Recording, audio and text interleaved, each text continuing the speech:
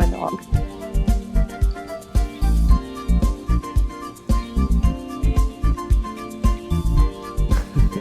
Got the music going, Charles. There we go. You're rocking it. We're rocking it. We're back. It's a double header here for Sunday with Charles. A powerful 1-2 punch to the criminals that would collaborate with or otherwise assist the Clintons. And it's really a monumental weekend. I've been wanting to talk to this guest for days because we were exchanging text messages on, I guess it was Friday evening, and there was, I would say, some sense of disappointment on the part of Robyn Gritz. Hello, Robyn. Thank you for joining us today. Hello. It's so nice to see you. It's nice to see you too. And it's nice to see you smiling because our mutual, not very good friend, Mr. McCabe, has got a lot to worry about today. He may, in fact, be trying on an orange suit pretty soon. Yeah, he's Friday night was a tough night. Yeah. I honestly, we were going to talk this last week, but I had a horrible cold and was just knocked on my butt. I'm out here, the Chicago area, and it was freezing. Today it's 60 degrees. It's beautiful. But Friday I was told, keep an eye out for an announcement. And it got to around 8:30 or 9, and I just got no announcement. I was like, I felt defeated. And then people just started texting me.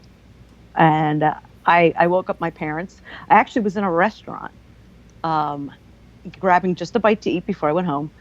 And I kind of screamed and embarrassed myself. And I was just so excited. And first phone call that went out, trying to see if my dad was still awake and let him know. And then I called my mom, and she's with my aunt. They're very excited. They just see this is just something for my family. And I also know for the Flynn family, it's a little bit of justice here. Yeah, really, I mean, for me, it's been a hard 6 to 7 years. And he's got a lot of things to answer for. Indeed. Now, Robyn, we've got over 51,000 subscribers here on the Crowdsource The Truth YouTube channel, so there's going to be a lot of people who are new and maybe haven't seen you since our last interview, or maybe have never seen you before. And there's been a lot of fake news people like CNN and the New York Times talking about how terrible it is that Trump's Justice Department would fire Andrew McCabe, and they haven't heard the firsthand testimony from you, how this individual persecuted you, singled you out, destroyed your career at the FBI, tried to destroy you financially, and has had some degree of success in doing that, and is really a mean, vindictive individual who is willing to engage in criminal acts to achieve his goals. And it's important that we hear about that from you. Yeah, and I'll tell you something. There's a lot of others that have and are still going through things because of him and because of his group. It's not just him, it's him and his group. With me, it was him. I've worked with him since 2005 to 2013.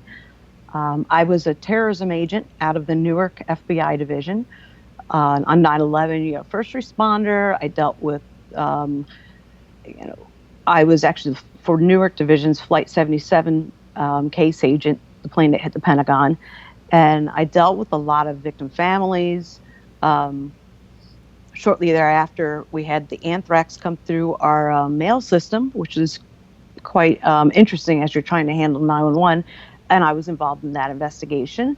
Then in February, February of 2002, I was involved. I was stationed at the Wall Street Journal at Dow Jones working the Danny Pearl case. Summer of 2002, went down to headquarters, temporary duty, because they didn't have enough people. Came back, but I ended up going down to D.C. in 2004 as a supervisory special agent. And in 2005 is when Andy came down. He came down from the New York division. I met him. I, showed him where cafeteria was and everything like that. I wasn't even in his unit. Seemed like a really cool guy. I was real excited to be down there. Didn't have a lot of terrorism experience, but that's okay. It's like we'll Fighting get it you or there. doing it? Fighting it. He had a lot of experience in criminal cases, Eurasian organized crime.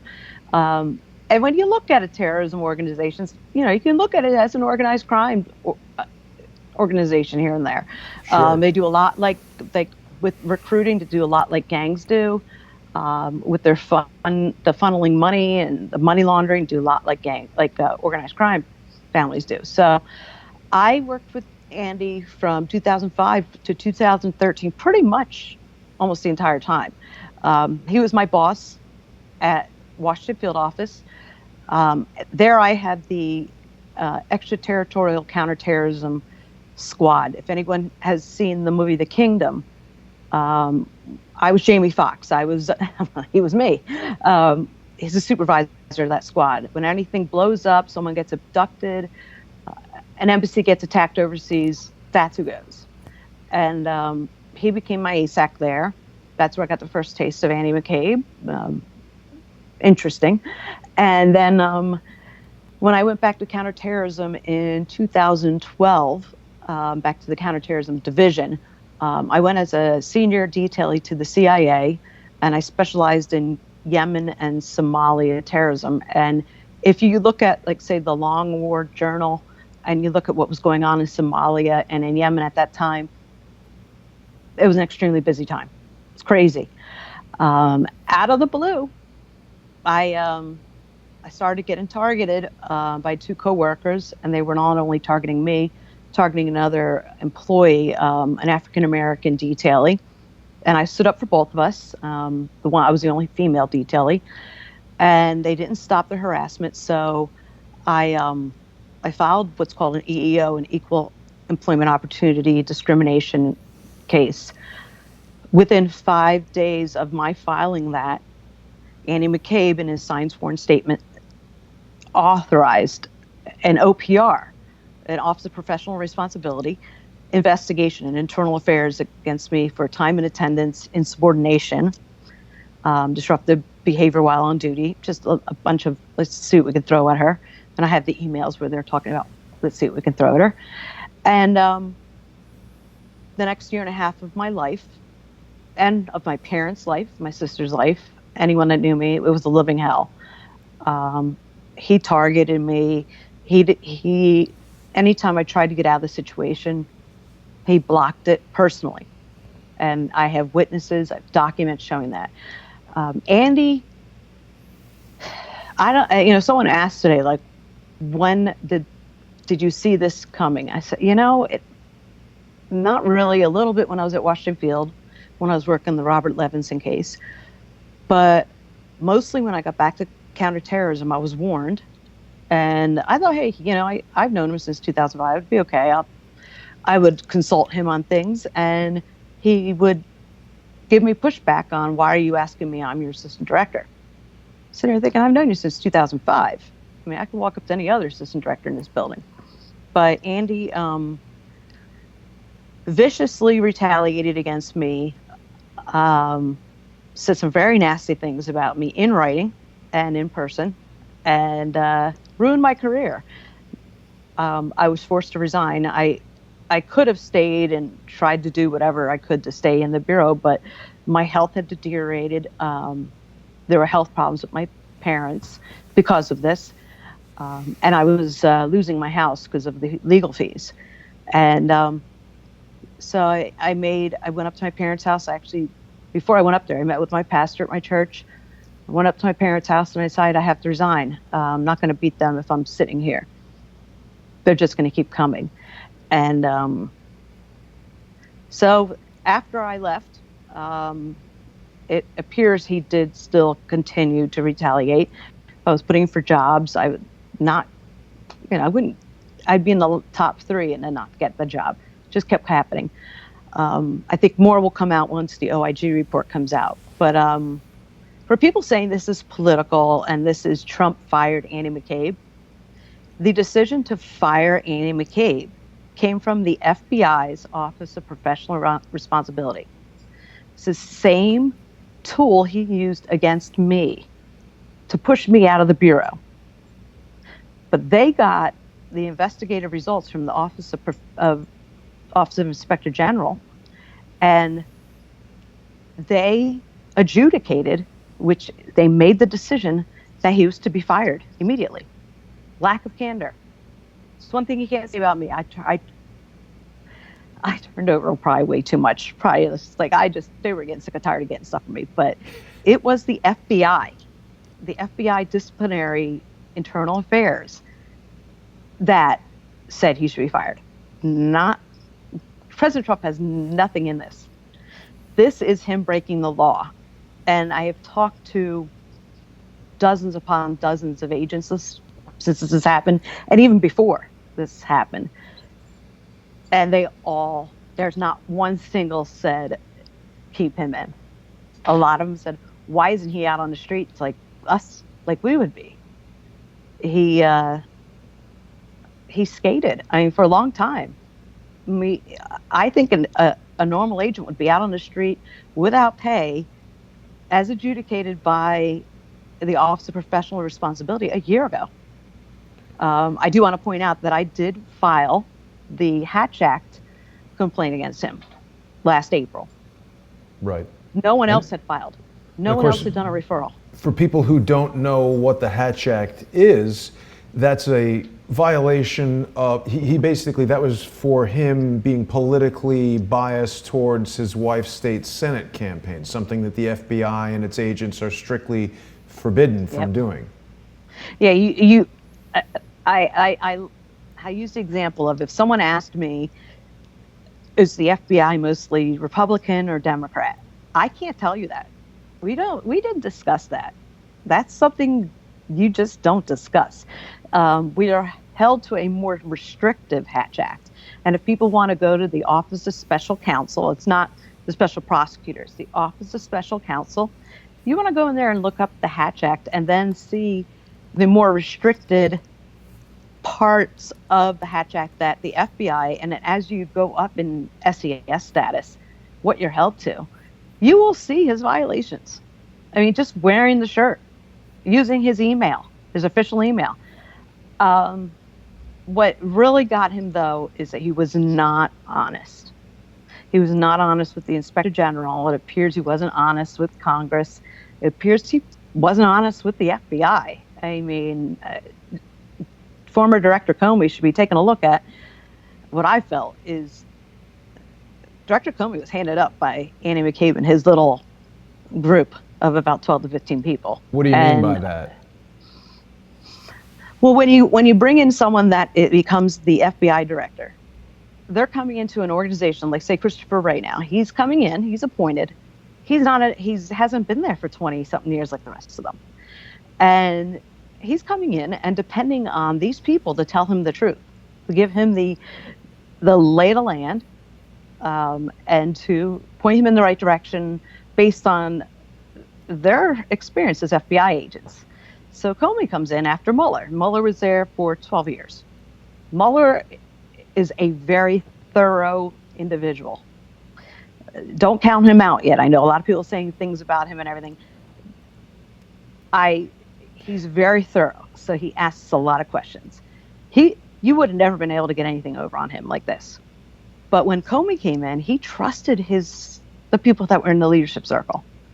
And like Stroke changing verbiage in the Hillary Clinton exoneration memo, probably through briefings, through let us handle this, let us handle that. And Comey said, these guys are professionals.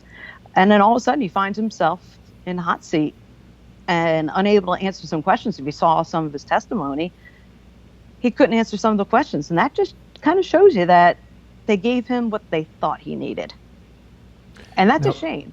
That's a real shame. Indeed. Robyn, there's a lot of people in the comments right now. You commented on SES.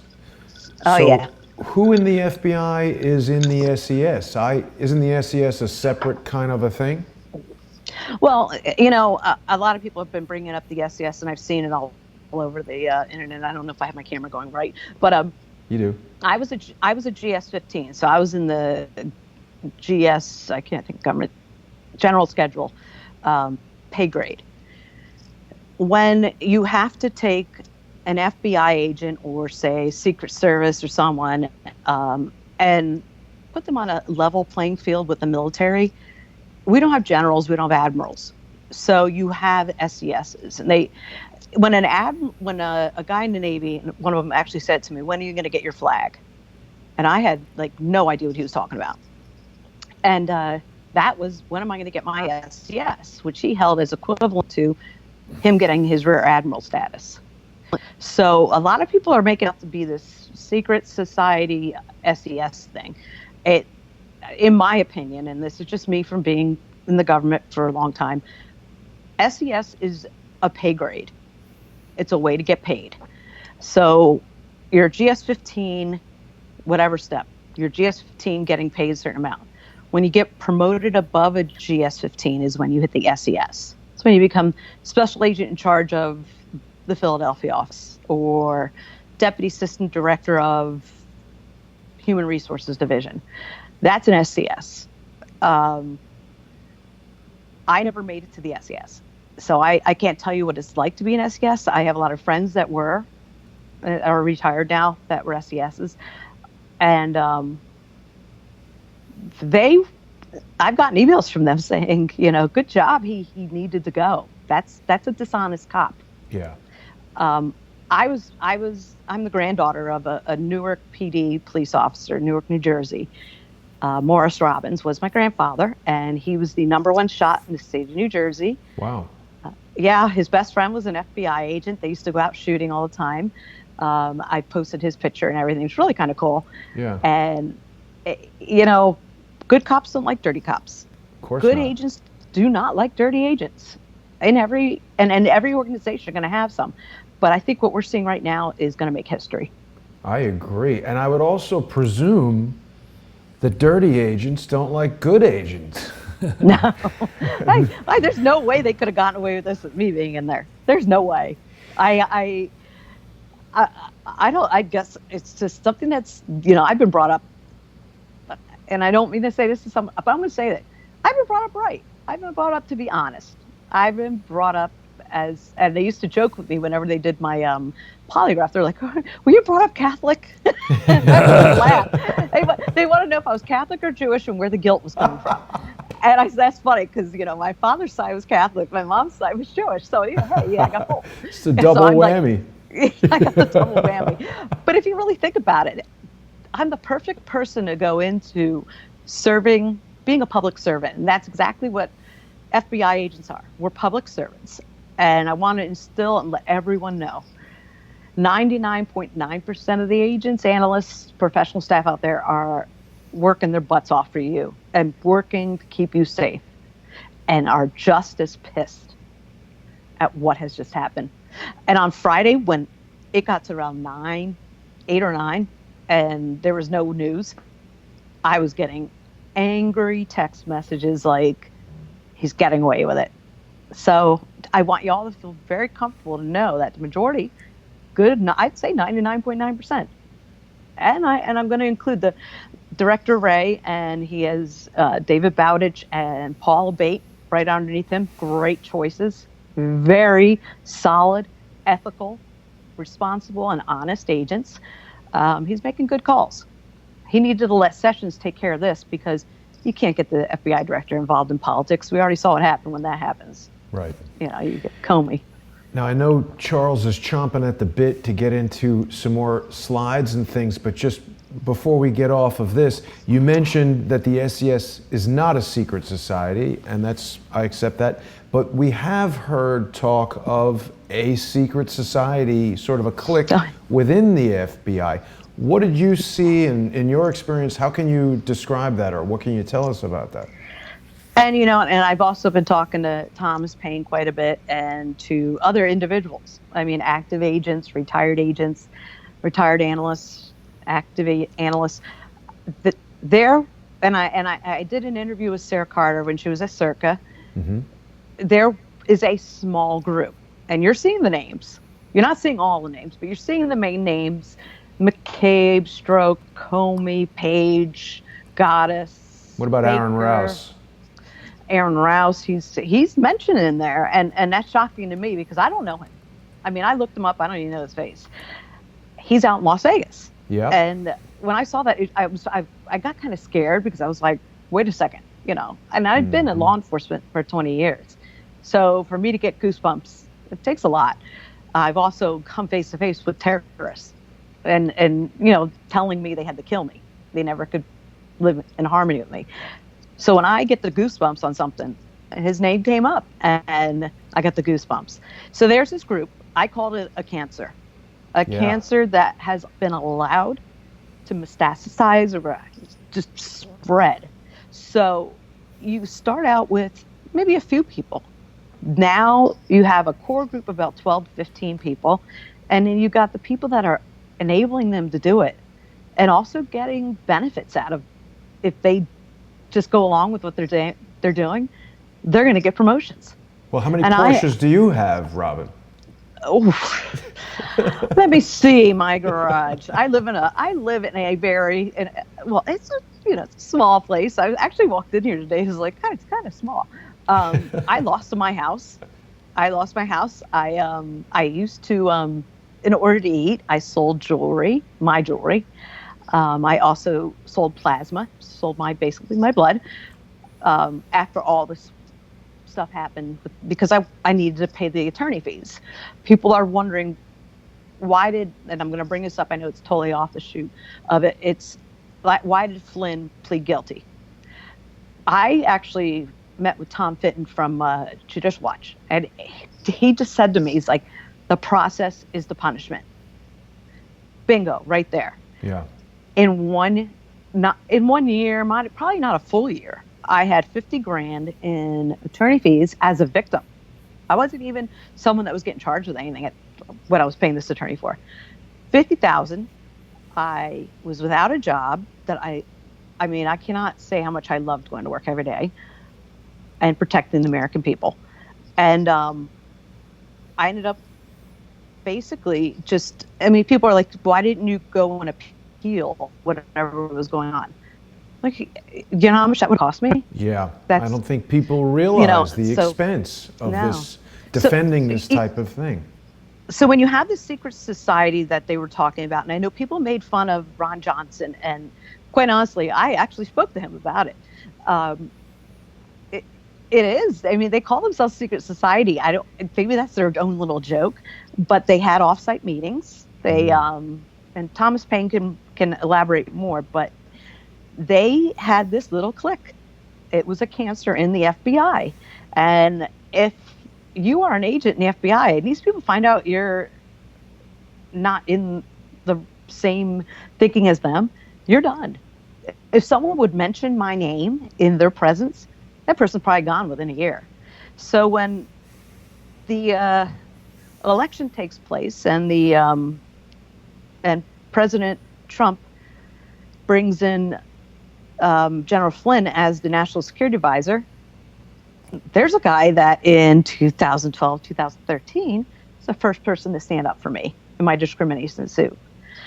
He also is a huge target for them because he didn't have to be confirmed by Congress.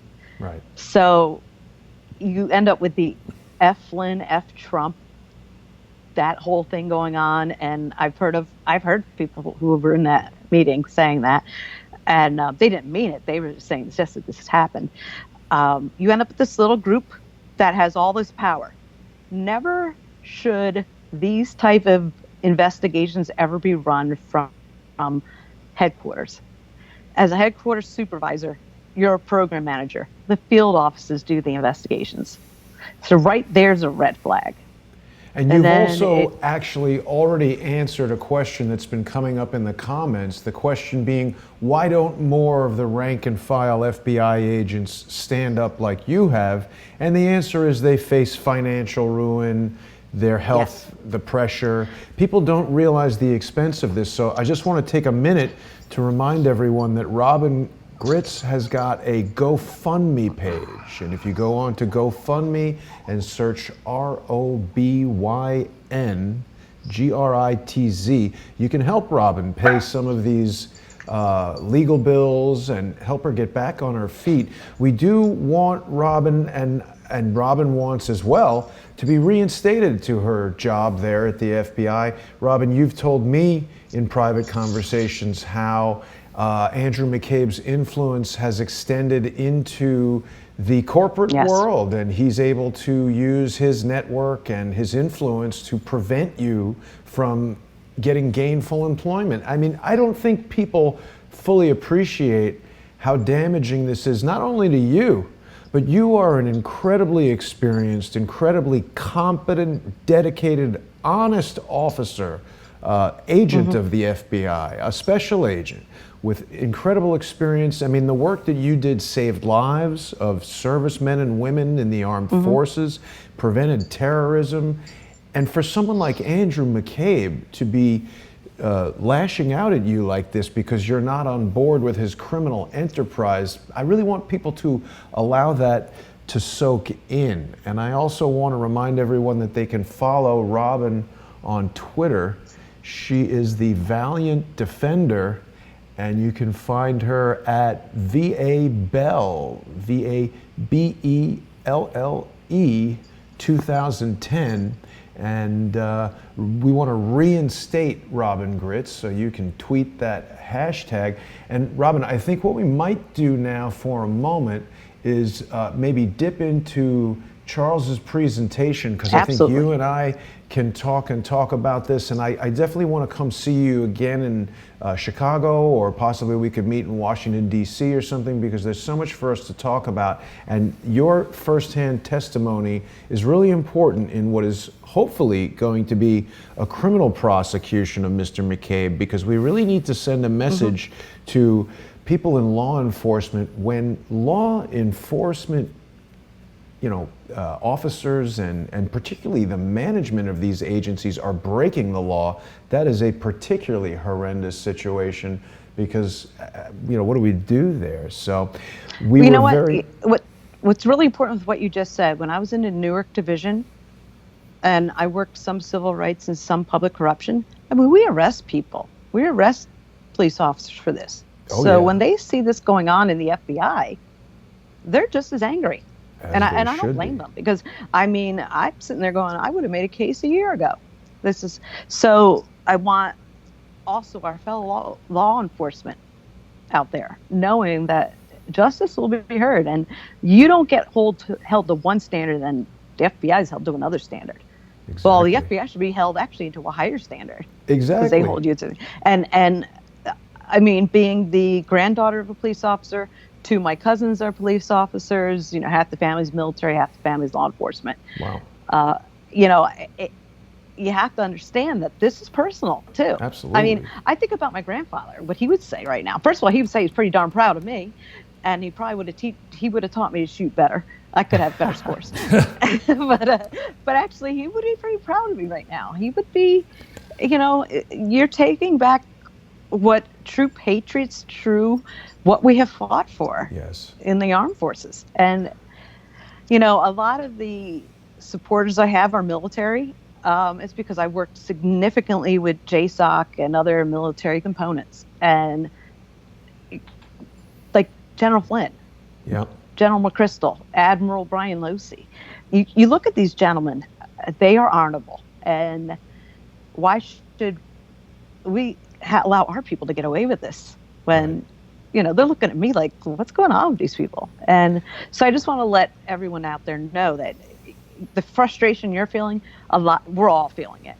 And Robyn, we're not going to let it continue. Definitely not. And I feel confident in saying, and I think I'm speaking for all the honest people in America and around the world when I say we are all very proud of you. You are a true American hero and tough as nails, standing up for what's right.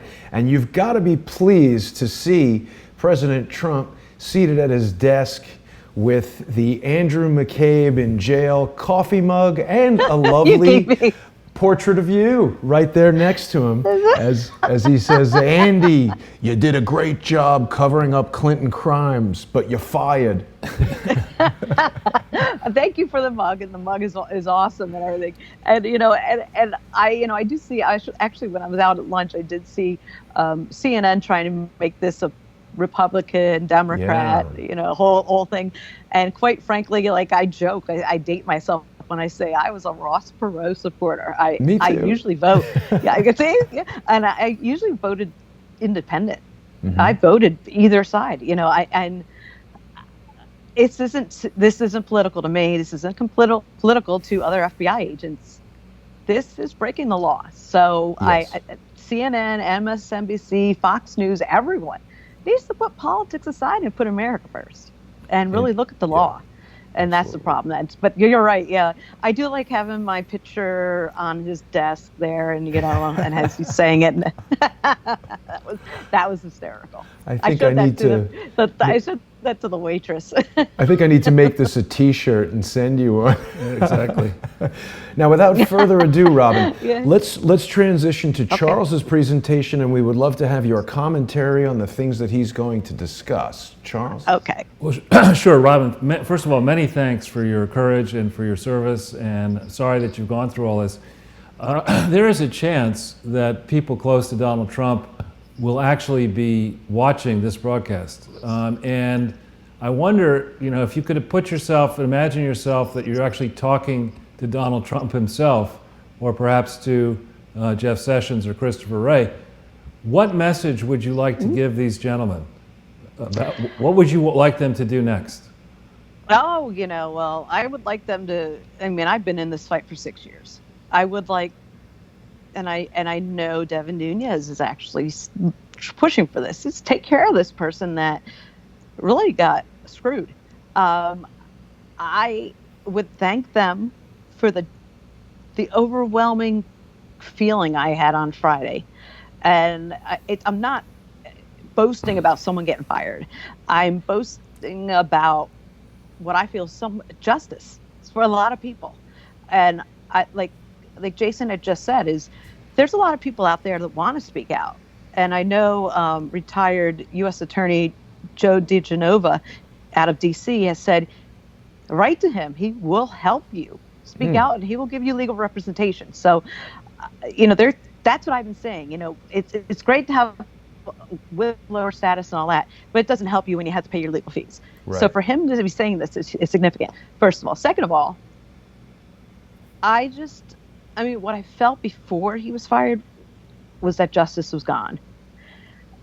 And the minute I found out he had actually been fired, I thanked all of them. I thank you, and keep driving forward, because the FBI is a phenomenal agency. The most talented people in the world are in. When we did the Boston bombing, I sat there just amazed at where I worked, and I knew I was resigning, but I just took it all in. So I would say to them, don't be so tough on all of the FBI. There's just a small group, and take care of that small group as fast, swiftly as possible, so we can get back down to work. And if you can take a look at my case and see what led to all that, and if you want to talk, I'm more than willing to talk. I sent a letter to Director Comey, a 24-page letter on the violations that were done in order to come after me. 24 laws and policies were violated. I'd love to talk to someone. But no sensible FBI director would actually read a complaint. Yes, I would. I'm kidding. Oh, yes, I would. No, it's just, yeah, I know. I actually, and I won't mention the name, but I had an agent from a field office actually email Director Mueller. And you always joke as an agent, oh, I'm gonna write to the director. And all of a sudden he did. He got action. Director Mueller read the entire thing and said, I want to know about this case. And actually had me come over to his office, and everyone's like, are you worried? I'm like, no, because he's actually interested in this case. We're going to get the yay or nay today. And I went in there, I briefed the director, it was Mueller, and he gave the yay. He's like, this is significant. I'm glad this agent emailed me. So you can't be afraid. I'm a private citizen now. That's one of my public servants. I have every right to write to him or her or my congressman, senator, whomever. I have every right. Before I wrote that letter to Comey, I shot off an email to Senator Grassley, and I want to give a special almost shout out to Senator Grassley. For years, he has been standing up for people like me, people that have been wronged, whistleblowers, and he has got to feel some sense of relief. I know he's not happy with the fact that this corruption is going on, but for it to be actually coming out with evidence that this is going on, what he's been telling people, oh, they're probably like crazy old man. He's a hardworking man. And I got to give a shout out to him because he's been extremely supportive to myself and a bunch of other whistleblowers who some are still active agents, so you don't see them on TV because they're afraid they're going to lose their job. Right. And I think we can see it in your eyes, Robyn. Hope has been restored. Yeah, it's someone asked me this morning, how do you feel? I said, hopeful. I am very hopeful. I'm hopeful for the emails that I get from active agents. They're like, we feel embarrassed, this and that. They feel hopeful. So I feel hopeful for America. Even if you're not a Trump supporter or something, I'm glad someone's in there that hasn't been in D.C. for 20, 30 years. Yeah. I don't care who it is. Put me in there. Someone that has not been co-opted by the machine. Yes, I was going to put it out there. But I would say thank you for coming in and shaking things up because that needed to be done. This house cleaning needs to be done. And I would tell the American people also, look at your representatives up on the Hill. Look what they're voting. You gotta look at what they're voting at. What their voting record is. Are they really representing you? And if they aren't, get someone in there that does. Yeah. Yep. Good. Well, with that, Robyn, what I'd like to do, we're mindful of the time and we don't want to overburden you with too much time, but you're more than welcome to stay on the whole show. We're just going to go through about 3 or 4 slides. We start by talking about where we think we are, which is basically that President Trump and his team finally have the leverage, have the gravitas installed inside these various places to make these type of moves against the dread enemies, frankly, of the forgotten men and women of America. President Trump's first move here now with Andrew McCabe via Jeff Sessions, I think sets in store a chain reaction where we're going to see more and more people identified, singled out, and possibly removed from office, maybe even indicted and facing criminal proceedings going forward here. I agree. So if we could go to the next slide, Jason. We're going to fly through these first 2 slides. For the benefit of the new subscribers, and there are many new subscribers each hour, frankly, at Crowdsource the Truth, and congratulations to you, Jason, for that. We just want to remind everybody that in this country, we've got a big international audience. In this country, we have an absolute First Amendment right to express our informed views, and that's what we try to do here. We try to point people in the direction of the evidence that we've evaluated to reach these views so that you can form your own conclusions. We have up here a playlist of all our many shows. Today has been a big day, Jason. I don't know how we did it, but I think this is going on close to our 5th hour of programming today. We had a wonderful presentation from our French friend, Fabien Chalandon. What about your new friend right there? Yeah, we did. I don't know, this man came in out of the blue, so to speak.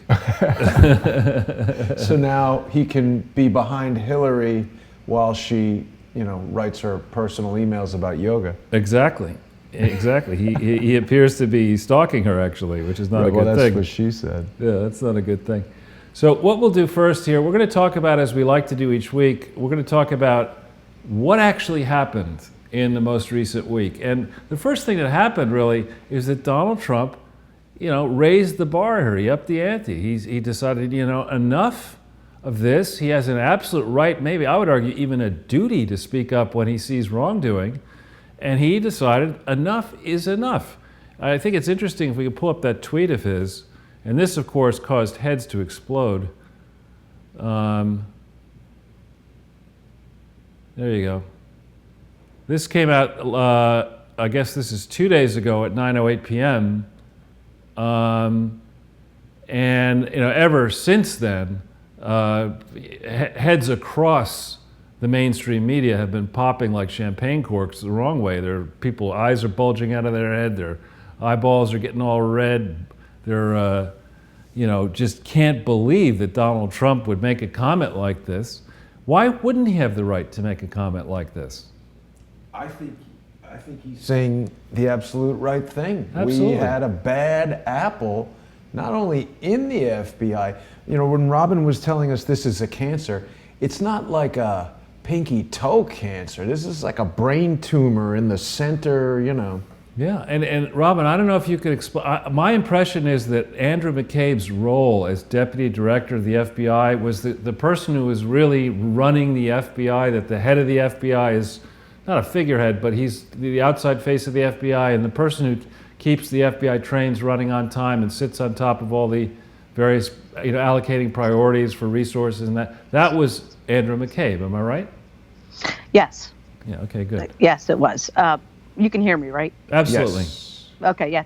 Yes. Andy, the deputy director, and I know it from. I'm probably not There you best go. picture here, but did I? I know it from working with Deputy Director Pistol. There's Missy. She's saying hi. You're probably going to get now 10 million views of this video, the because cute if you dog. put an animal in the video, you get. Oh my good, look at baby girl. He loves me. That's so cute. She is a good girl. Thank you. The deputy, like if say you have even the SEAL Team 6, you have the commander, you have the deputy commander. Deputy commander's disciplinarian, keeps the ball rolling, keeps the administrative actions of the agency going. Of course, is there if the director's out. But what I notice about like John Pistol, who was, I keep saying the last gentleman left the building. He's fantastic. He kept everything rolling. He was not a person you see on TV or, like jumping into the limelight. He kept things rolling. He got things done. And, that's what they're supposed to do. They're not supposed to be running investigations. And he didn't. He would let us run the investigation, a field office, and then ask us to brief him. So the deputy director keeps everything moving, keeps it as a well-oiled machine. And from what I understand, David Bowditch is now going to be the deputy director. Phenomenal choice. Respected, ethical, strong, solid agent. And I don't think there could have been a better choice for deputy director. So I'm very happy with Ray's choice there. So yeah, they keep everything going. Good. And Pistol is certainly the best last name ever for an FBI agent. Exactly. Yeah. Yes, he was. And you know what? He could tell someone to go, what, and they would be like, "Thank you, sir." 'Cause it's so nice. I'll do that twice. Nice. Yeah. Oh, yes, Mark. Yeah, I'll do that. Yeah. And he just was phenomenal with that. And that's the kind you need a diplomat there. But I see people just nod and smile at him. I'm like, you don't realize what he just told you. But yeah, so I have to say, deputy directors are really big, important, bringing them well-oiled machine. I'm trying to think of how to put it, but he's gone now. A lot of this, what you, Charles, have been working on, has been brushed under the rug. And I want to get to the bottom of why, because what you've been working on is so important for Americans to hear. The Clinton Foundation, everything that you're reporting is just, it's phenomenal work. Well, thank you so much, Robyn. I appreciate your help. And if you had to guess as to why it might be brushed under the rug, Might be. You're putting me out there, aren't you? Yeah, it You're wouldn't. putting me out out there. It wouldn't implicate a few former presidents and top people in both parties. Not at all, no. So if we look at the second story here, this is characteristic. I used to like going on Yahoo. I appeared on many Yahoo videos a number of years ago. And this is the kind of crap that they're putting out here. They're trying to make it seem as if Trump is misbehaving by attacking the fairness of the Mueller probe. What I don't understand here, now maybe there's protocols. I don't know what happened there. We don't know what happened. We'll bring it back. Okay, so my understanding might be naive, but my understanding is that when you're sitting on there as the President of the United States and something happens that your people tell you is boldly illegal, which I would say is setting up a probe headed by a man with amazing conflicts of interest. I mean, these aren't like borderline conflicts of interest, you know, because if you've been in a past role as head of the FBI, you're going to have issues.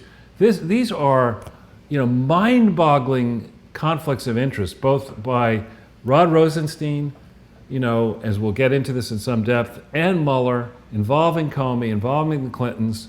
How can you put Robert Mueller in charge of this investigation at all? And all this baloney about, oh, he's a war hero and this and that. That's fine. Thank you for that. Appreciate your service. But, you know, that doesn't give you the right, a la McCain, to go off and get involved in all these suspicious activities and then put the knife into people who, you know, like Robyn, like others, who might expose the true reeking endemic corruption that's been going on, I would argue, all the way back since 1989, if not earlier. So this is the kind of crap, frankly, that's being published by Yahoo and the mainstream media, trying to say that with this move, what Trump has done is he's opened himself up for obstruction of justice by making these type of comments. So I call rubbish to that. The entire panoply of people across the mainstream media can get up since day one, and you know, there's probably not enough mud left in the swamp, given how much mud has been thrown at Donald Trump since November 8th, 2016, or 9th, or whatever the moment was when he actually won. It's been nonstop mudslinging. Donald Trump sits up there and says, no, wait a minute. You know, this is baloney. The House has studied this, said there's no collusion. If there's no collusion, there's no basis for an investigation. If there's no basis for an investigation, then everything afterwards is fruit of the poisonous tree. Right. You know, and why are we're not sitting here with a federal budget that's making a ton of money here. We're in deficit. What are we burning money here on this probe? You know, allowing this guy who's, frankly, I mean, you say what you want of him, he may have been thorough as head of the FBI. A thorough, ethical man would not have allowed himself to be considered for this post and would have removed his name from consideration. He certainly wouldn't have taken the job, and he wouldn't have wasted almost a year and millions, tens of millions of dollars of taxpayer money on this thing. So I call BS on that, and I think Trump is absolutely right. If I would fault Donald Trump for anything, I'm sorry, Mr. President. You know, some people do call me Charles the Critic. You got to man up and stiffen your spine, and now is the time to use that bat and that bully pulpit and expose these secret people, you know, who have been defending McCabe, who support McCabe even now. It's time to rise up and spank these people hard. And, you know, I would be thinking about criminal proceedings against McCabe. And Absolutely. And at the risk of being contrary, Charles, I would point out that Robyn just said he was thorough. She didn't say anything about him being ethical. Right. So, Robyn, have we got you still? I think we lost her. Yeah, she might be coming online. Robyn, are you there? I'm here. Can you hear me? Great. So yeah, Robyn, I never say anything. Oh, I'm kidding. He's very thorough. To me, he had actually said to me one time, you actually tell me the truth. And I looked at him, sir, no one else does. He was like, oh my God. But yeah, the conflict of interest can't be ignored. I mean, and you know, and we do love him for his service and everything. My father's a Marine. My father wrote to him, he didn't get anything back. And so, you know, we thank you for your service, but you know, you're in a different position now. Yeah. Right. And listen, there's a lot of people also, Robyn, who have sent me emails and things. You know, you and I have spoken before about your role in the 9/11 investigation and statements that you've made, like the one you made today about Flight 77 hitting the Pentagon. There's a lot of controversy as to whether or not that was what exactly happened. And in my mind, what it speaks to is exactly what we're talking about today. These secret societies, these cliques that you were obviously closed out of in the FBI. It causes me to wonder if that is the genesis of these types of false flag things where even other FBI agents don't know. I am quite confident that Robyn is honest with us. I've met Robyn, I've spoken to her many times. She's a woman of great integrity in my view. And I feel like when the American public is being tricked, if we agree that that has happened on occasion, that there are a very small number of people who know exactly what's going on. That's the nature of compartmentalization. And these things are hidden from Robyn and other agents as well. Well, when you talk about having within an arm of our government a secret society, when I hear those words, I hear out of control. That's that's what that means to me. You cannot have. I mean, if you want to have, in the college I went to, Yale, had multiple secret societies. That was the kind of stuff that you did when you're 18 to 22. But just to clarify, you are not a bonesman. I am not. Now I got to leave the room. No, I'm not. I am not. Nor was I ever. I was a member of the Elizabethan Club, which is a minor thing. People will Google that. Yeah, all right, there you go. And the Fence Club. But anyway. Fence or fencing? Fence. You know, the Yale has a fence. It was just a fraternity, basically. Selling stolen goods? Yeah, exactly. That's how we get trained early at Yale. So let's not help the New York Times, but there's a New York Times piece here that we link to if people really want to help the fish wrapper. You can see that link. Apparently they're reporting that even as Trump is making these moves, Mueller's actually trying to expand the scope of his investigation across the red line to get deeply into the finances of the Trump organization. Well, it's clear to me, Charles, that they're doing this because they know the clock is ticking and not in their favor. It's very analogous to the attacks that we're seeing. As we're getting closer and closer to the truth, the people on the other side of the truth are becoming very aggressive with lies, attacks, bringing out all kinds of things. Sorry. Right, no problem. So Donald Trump's one of his lawyers correctly called for Special Counsel Mueller to be fired. I think that lawyer is right. And when I hear, you know, on television, I do like to watch, in particular, I always like to hear what Greg Jarrett has to say on Fox because he is a lawyer and he's very succinct. You know, he and Napolitano and others, Jonathan Turley, explained that the special counsel statute is one, you're not allowed to, you know, create a rubber-stamped fishing expedition, training all the resources of the federal government, unlimited budget authority. For a year. For as long as you want, to study whatever you want until you find an actual crime. I mean, I'm sure, given the number of statutes that are on the books, if somebody wants to pin somebody else for on something, you can do it. That's not the way this is supposed to be set up. I think this is an extra constitutional effort. I think that, you know, it's time, enough time has passed here. We have seen no evidence of collusion. Collusion, anyway, is not a crime. And so I don't understand. I question the basis, and I'm not a lawyer, but I question the basis upon which Mueller was hired in the first place, in the heat of the moment, way back when. So if we go back into the slides, and you know, we don't need to pull these links up, but President Trump has been absolutely correct, in my view, calling out these biases and flaws. He hasn't. You can't sit there meekly by and say, well, you know, I'm not going to comment when I see a portion of my government go out of control rogue. You got to stand up. You're the President of the United States. The buck stops here.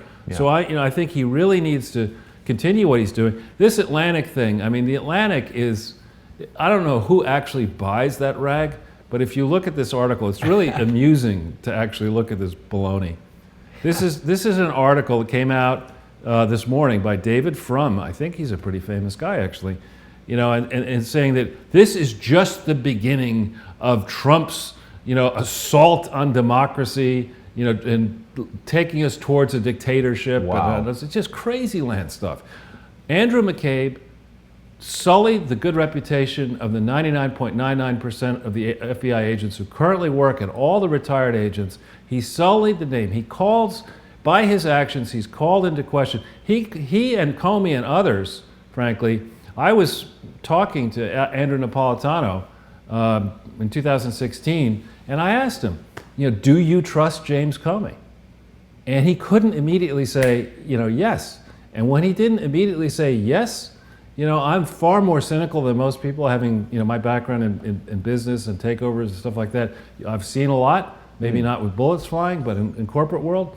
And if you can't instantly say categorically, I trust somebody, and I want nothing to do with that person. Yeah. And when I also heard that the Clinton Foundation investigation that may have been ongoing was neutered, and that it was being, quote, handled in Washington, D.C. When I heard that, I said, baloney, this is a smother-up, cover-up.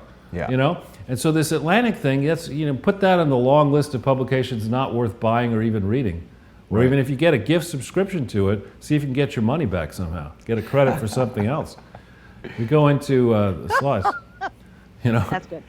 And CNN, again, this is hysterical. They're saying, this is from some person, Dean, I'm not going to make fun of his last name, but this is ridiculous. Smacks of dictatorship. Trump has been criticizing McCabe on social media for weeks now. That's fine. It's just crazy land stuff. Why? The people who own CNN must be made of money, because there are probably more people who care about what's in the Weekly World News, which I actually find rather entertaining. How's Hillary's alien baby doing? Which one? But there are probably more intelligent people reading the Weekly World News than listening to this garbage out of the Atlantic and CNN.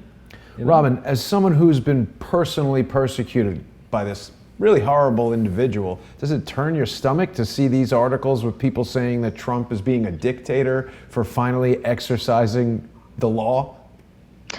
It does. It makes me think, what are you being fed? Yeah. Because this is exactly what we needed. I was saying before, someone to shake it up. Someone not from D.C. Yeah. Someone who, can shake shit up. Oops, right. Excuse me. Yep. No, it's okay. Seems like Trump has finally, at long last, a couple months here into year two, pulled the plug and begun the draining of the swamp. Or the shit shaking. Exactly. Yeah. That should be the name of his yacht, the shit shaker. But anyway, or one of his yachts. This is actually amusing, and nobody yet has made a point here that, here Vladimir Putin, our good friend. What is it, 78%? 73.9% of the vote. Well, do we think that, this is what, let's let the CNN go crazy. Jason, do you think Donald Trump colluded with Vladimir Putin to help get him elected in Russia? Maybe he had illegal immigrants voting in Russia. I don't know. You think? That's a hell of a turnout. Maybe Mueller should investigate that. Maybe. The degree to which Donald Trump and his people were helping Vladimir Putin win. But seriously, Charles, that is quite ridiculous. 73.9%? Well, it's not as bad as Kazakhstan, where it's 106% of the vote is typically for the dictator over there. I have at times felt like there were odd circumstances where Russia and Putin were saying things that made a lot more sense than our leaders, but this smacks of, well, again, that can't be right. Well, so I think it is right, given the weak field, that they rigged the primaries and made sure that any strong contestant was not going to be getting any votes. We had this guy Vladimir Zhirinovsky, the guy who's like 80 plus years. Just anybody named Vladimir, get him up there. No, or I think it's Vladimir Zhirinovsky, but no, he's a real far, like way to the right of Putin kind of guy. And I think in Russia, every country has its own history. I'm no expert on Russian history, but I have read enough about it to know that Russian people respect people like Vladimir Putin. Send the opposite of the person that they would respect, is James Taylor. I mean, like, much as I enjoyed his singing and enjoy his singing,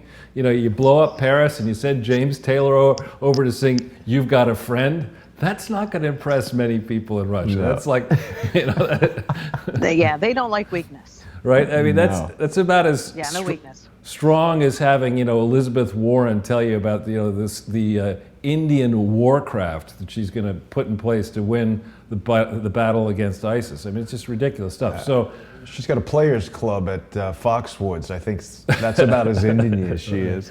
And speaking of India, if we go to the very bottom here, oftentimes, and Robyn can speak as an expert on this, a certified expert who, no, seriously, who's been on the front lines of battle.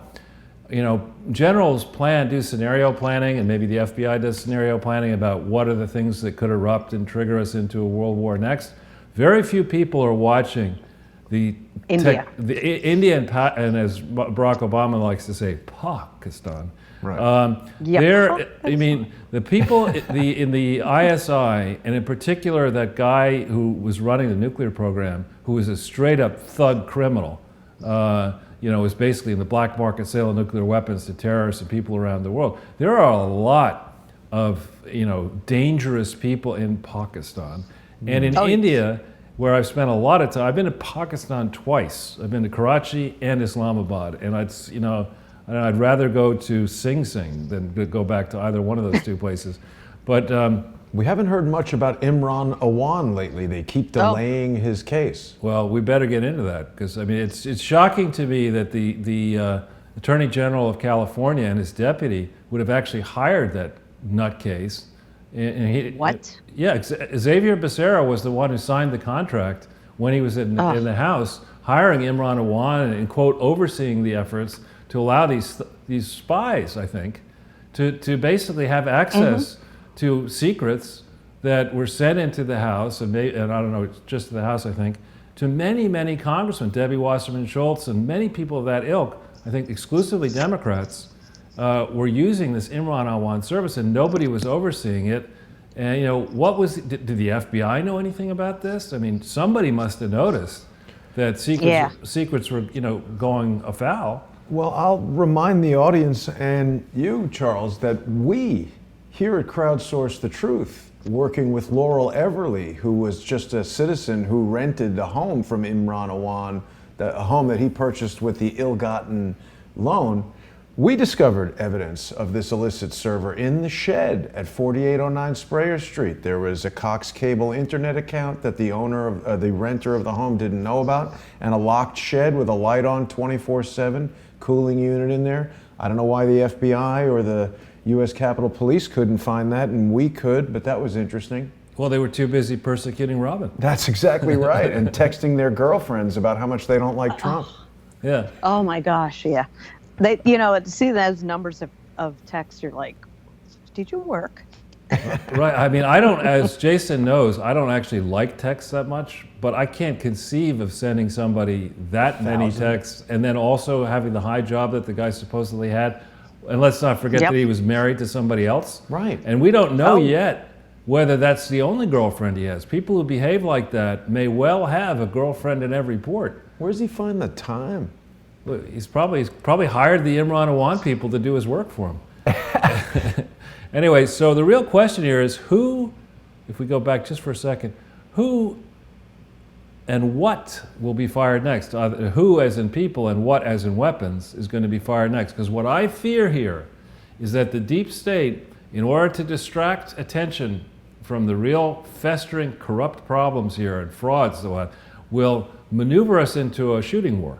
Maneuver us into something to distract the American people. And the second that happens, all these corruption investigations will pale in significance, and people say, you know, we got to do our patriotic duty, put this behind us. The real enemy is Russia, or the real enemy is Turkey, or something. Iran or Russia, and we see them laying the groundwork, and this is a pattern that we see. It's interesting how what we're doing here is mirroring what's happening in Washington, because we saw this lie made up about Russian collusion, and now there was just an incident with this gas poisoning of a spy in the United Kingdom. Earlier this week we had David Hawkins from Able Danger explaining how this particular type of poison is stockpiled at Northwestern University, is it, in Chicago? They created a detoxification process for this gas, which scientifically means they must have had the gas there to test that they can detoxify, whatever. But the United Kingdom, MI6 or whatever, determined that the only people that have this gas is Russia. Right. Well, Oh my gosh. at the moment, much as I love my friends over in the UK, at the moment, I am deeply suspicious of the relationship that the CIA and other security services have with the British MI6, and most importantly, with retired agents and senior people who set up these private security services to operate outside the ambit and the purview of the law. I don't like any of that. And we will be breaking some big news in the final slide. There's a powerhouse story, I think I sent it to you earlier, by my editor at LifeSet, Mark Tapscott, who's a wonderful guy. We'll get into that in a bit. So if we go to the next page here, all right. When we've talked about this at length, Robyn, before, and I don't want to make people too tired here, but the people who do the FBI vault are to be congratulated for putting this information out here about the degree to which the William J. Clinton Foundation was in the crosshairs, both of the FBI. There was an impaneled grand jury that was seated at least twice, and possibly longer than that had all the resources of the FBI from February 2001 till sometime in 2005. They had the ability to look at everything that is in the public domain on the Clinton Foundation, to notice the fact that, there's no audit of any period. There's no tax return for 1997. There's no evidence they ever changed the Articles of Incorporation to expand their purposes. The numbers don't add up. There's no cash flow statement. They stole $64 million in 2004. They defrauded the National Archives. But no, dopey James Comey and, asleep at the switch Robert Mueller had this case for 4 years. And here's some of the evidence of what they had that's out there, what they noticed. And right around August 31st, 2004, as a guess, that was when invitations had gone out for the event. It was too late to retract opening of the William J. Clinton Foundation, which happened on November 18th, 2004. Right around that date, Bill Clinton had a heart attack. Wow. And a deal was cut as a suspicion before the election when Lurch was running for president against George W. Bush, John F. Kerry, when the SWIFT boat people were going after John F. Kerry rightfully. A decision was cut as a guess. We're going to back off this. We're going to let it slide. And the American people have an absolute right, and the FBI, I think, has a duty to come forth now, 14, 13 years later, and explain what really did happen. Why did the FBI and why did the Department of Justice pull punches on this investigation? And in doing so, they share the blame, in my view, for allowing the Clinton Foundation fraud to escalate as it has escalated. Why did all of this happen? And the FBI, whoever runs this vault, is doing us a service. They're courageous people, and I thank them for that. And maybe, Robyn, you know who runs the FBI vault, but they're doing great work. You there? Robyn, do we have you? Yeah, I couldn't. Do you know who runs that website? Oh. I don't know, and I do applaud them. However, I've been waiting for 2 years for my own personal information to be given to me from my Freedom of Information Act request, but they have put some great stuff out. Yeah. Phenomenal. Right. So we won't go through every link because I'm mindful of the time. This second link, we spent 3 hours today, this morning, Robyn, going through Unitate. Please don't hit the, okay. Oh, sorry. Guess I will hit the link. But anyway, this is a key minute from the board meeting of Unitate, which is actually kind of amusing. If you look at the second sentence, the alternative chair for the Unitate apologized for the absence of the chairman, who was attending at the same time a meeting in New Delhi with President Bill Clinton to announce lower prices for pediatric medicines for HIV/AIDS funded by Unitate. These drugs were manufactured by crooked Ranbaxy. Okay, here's the head of Unitate in India while Bill Clinton is romancing a company likely in which the now felon, Rajat Gupta, had a personal connection to Ranbaxy. He's out there basically diverting money from a company that very quickly after this was under FBI investigation, an FBI investigation that was slowed down in league with Rod Rosenstein. You know, here you have evidence. This is in the public domain. Any idiot like me can find this stuff. We put it out there for you. The FBI needs to connect the dots and explain to the American people how the Clinton Foundation found itself with a right to go and represent to this gigantic consortium and around the world that Bill Clinton had any legal connection to the Clinton Foundation, because he didn't. He wasn't a director, he wasn't a trustee, he wasn't an executive. He had no right to spend funds in the William J. Clinton Foundation. How did he sign all these agreements? How did he defraud and obtain by deceptive practices monies from this organization in Switzerland that sits inside the World Health Organization? How did he travel around the world doing all this and nobody noticed it? I mean, my understanding is that when a former president travels around the world, you know, he has Secret Service protection. That's regulated by the U.S. Department of Treasury. Somebody should have said, now wait a minute, why is Bill Clinton going to New Delhi? And how is he signing these memorandums of understanding on behalf of a foundation when he has no connection to it? How is he doing that? My understanding is he was using Jeffrey Epstein's jet. If he wasn't using Ron Burkle's, if he wasn't using, you know, somebody else. But I mean, this is just nuts. I do enjoy the name Deuced Blasé. It's very fancy. I like that. Sounds good. He was the foreign minister of France at the time, by the way, as well. You know, it's good work if you can get it, Charles. So in addition, if we do hit this link here to the UK, this is one that allows you to study any company. If you hit start now, and you punch in William J. Clinton, you should, and just hit search, William J. Clinton Foundation UK. This thing, you look at filing history, you look at the very bottom of filing history, you get to the original organization and corporation on the 10th of July 2007. We've been through this before, but to remind, maybe Robyn, you haven't seen this. This is legal evidence that the Clinton Foundation defrauded the UK government. Wow. By representing that they had the authority as the Clinton Foundation to engage in activities for which they had no authority. They were supposed to be a presidential archive and research center based in Little Rock, Arkansas, full stop, that's it. And if you go through a few more pages here. It's interesting how people so boldly file fraudulent documents in official venues. I know somebody else who just did that. Yeah, well, Bruce Lindsay is an expert at it, as is Andrew Kessel, the CFO of the Clinton Foundation. Bruce was the CEO. This is a reputable law firm in England, by the way. S.J. Berwyn is a pretty famous law firm. And here's the name, the supposed name of this thing. You keep going down, Jason, a little bit more, and we will get to the actual document. It's the article, you slowly here, 3.1. Okay. The objects or the purposes, under UK law, it's the same meaning, the purposes that this entity was supposed to be allowed to do. It had no authority. The main Clinton Foundation has, you see, it says, the objects for which the charity is established are to promote such purposes as shall be charitable from time to time under English law, including, but not limited. You can't do this. You can't include, but not limit yourself.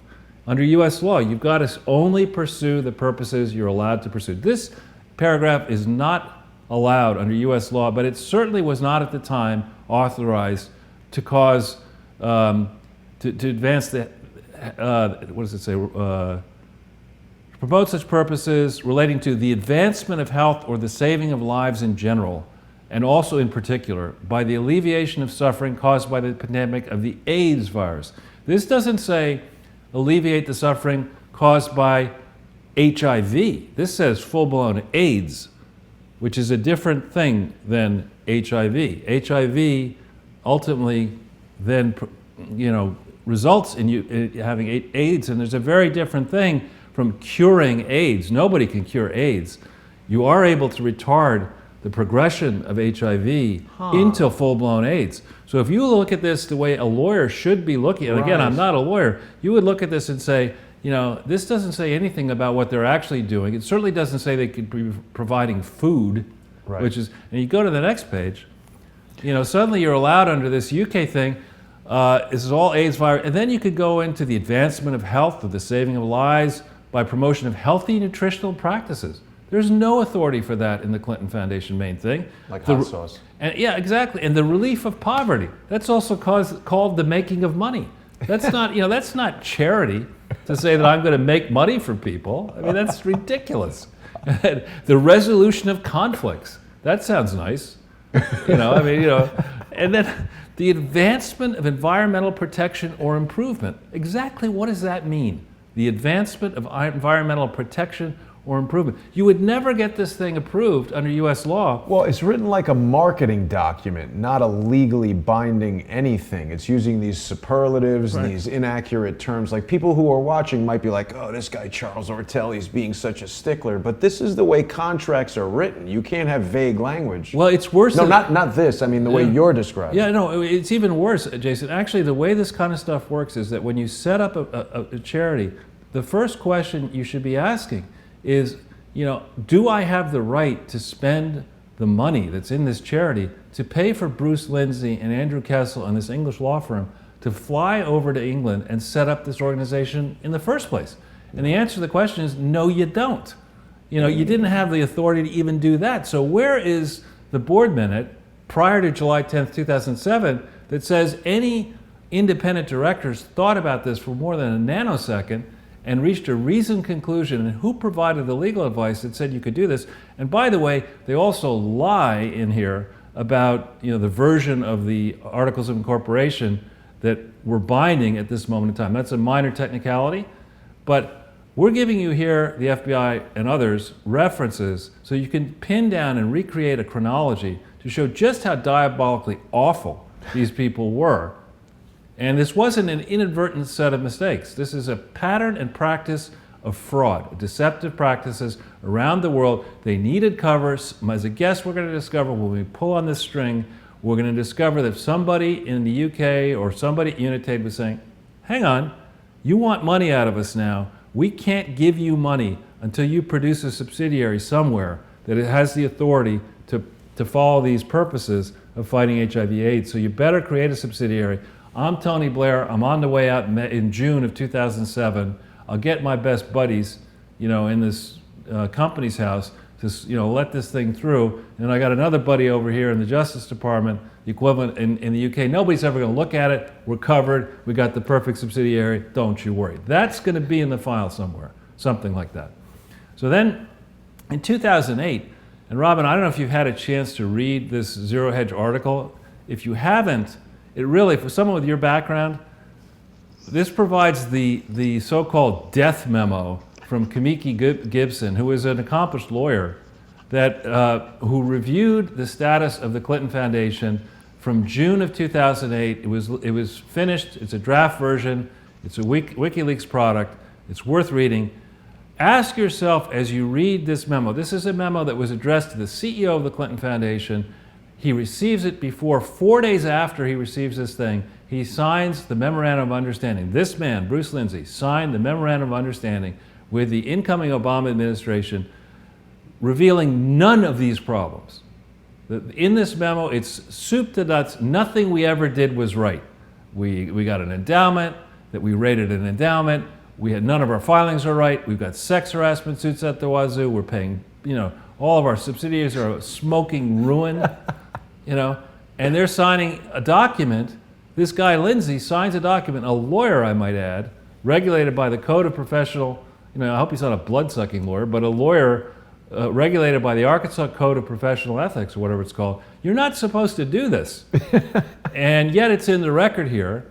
And in addition, at this time in 2008, Fabian went on in great depth that March 31st, 2008, the Commonwealth of Massachusetts shut the authority for this thing to operate down, and yet they just kept on taking money, writing false reports to Unitaid, their largest donor, and maybe to other donors, saying everything's hunky-dory, not disclosing these flaws, and raising hundreds of millions of dollars, literally $300 million. I hope that the gravity of this headline is not escaping people, Charles, because we've often questioned, like, how can all these problems be there and there's no prosecution? But they admit that they broke the law. And it's in the memo, smoke and gun, nothing. Well, back then, this is a day before the election in 2016 this came out. Wow, yeah. Right? Well, that's irresponsible for them to reveal that a candidate is actually a criminal. That could affect the election. Well, it actually could tip the election in the favor of the Clintons, right? You got the criminal vote. That's right. It's huge. So then, huge. And then here's one that I want to just take a quick second on, and if we weren't able to do it this morning. If you could punch in 271414-646. And just got to hit the it popped up. If you just it did. Yeah. Got to hit that. Yeah. Sorry. So what we'll do here, this is the actual Clinton Health Access Initiative fraudulent filing that occurred while Bob Mueller was head of the FBI. And you hit it again. And we're going to show you now this application. When we hit that red link, I don't know if it was going. Yeah. Yeah, okay.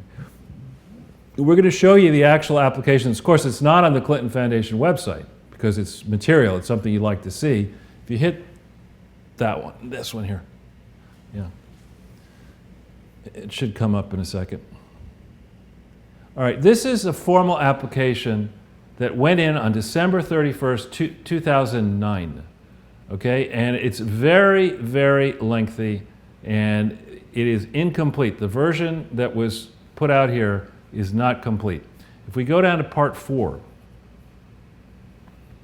okay, which I think is a narrative description of your activities. Using an attachment, describe your past, present, and planned activities in a narrative.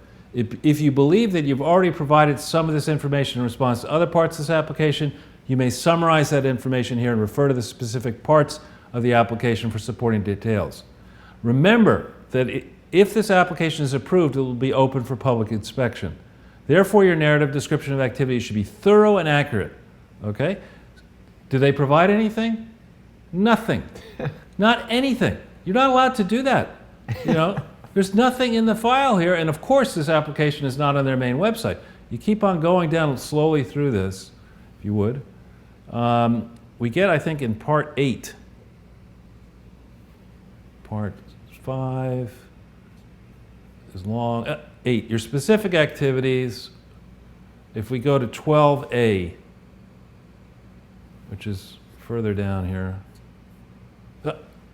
Do you or will you operate in a foreign country or countries? Answer, yes. If yes, answer lines 12B through 12D. Name the foreign countries and regions within the countries in which you operate. Did they answer that question? No. Describe your operations in each country and region in which you operate. Did they answer that question? No. Describe how your operations in each country and region further your exempt purposes. Did they answer that question? No. There's no way you would get this approved if your name wasn't Clinton.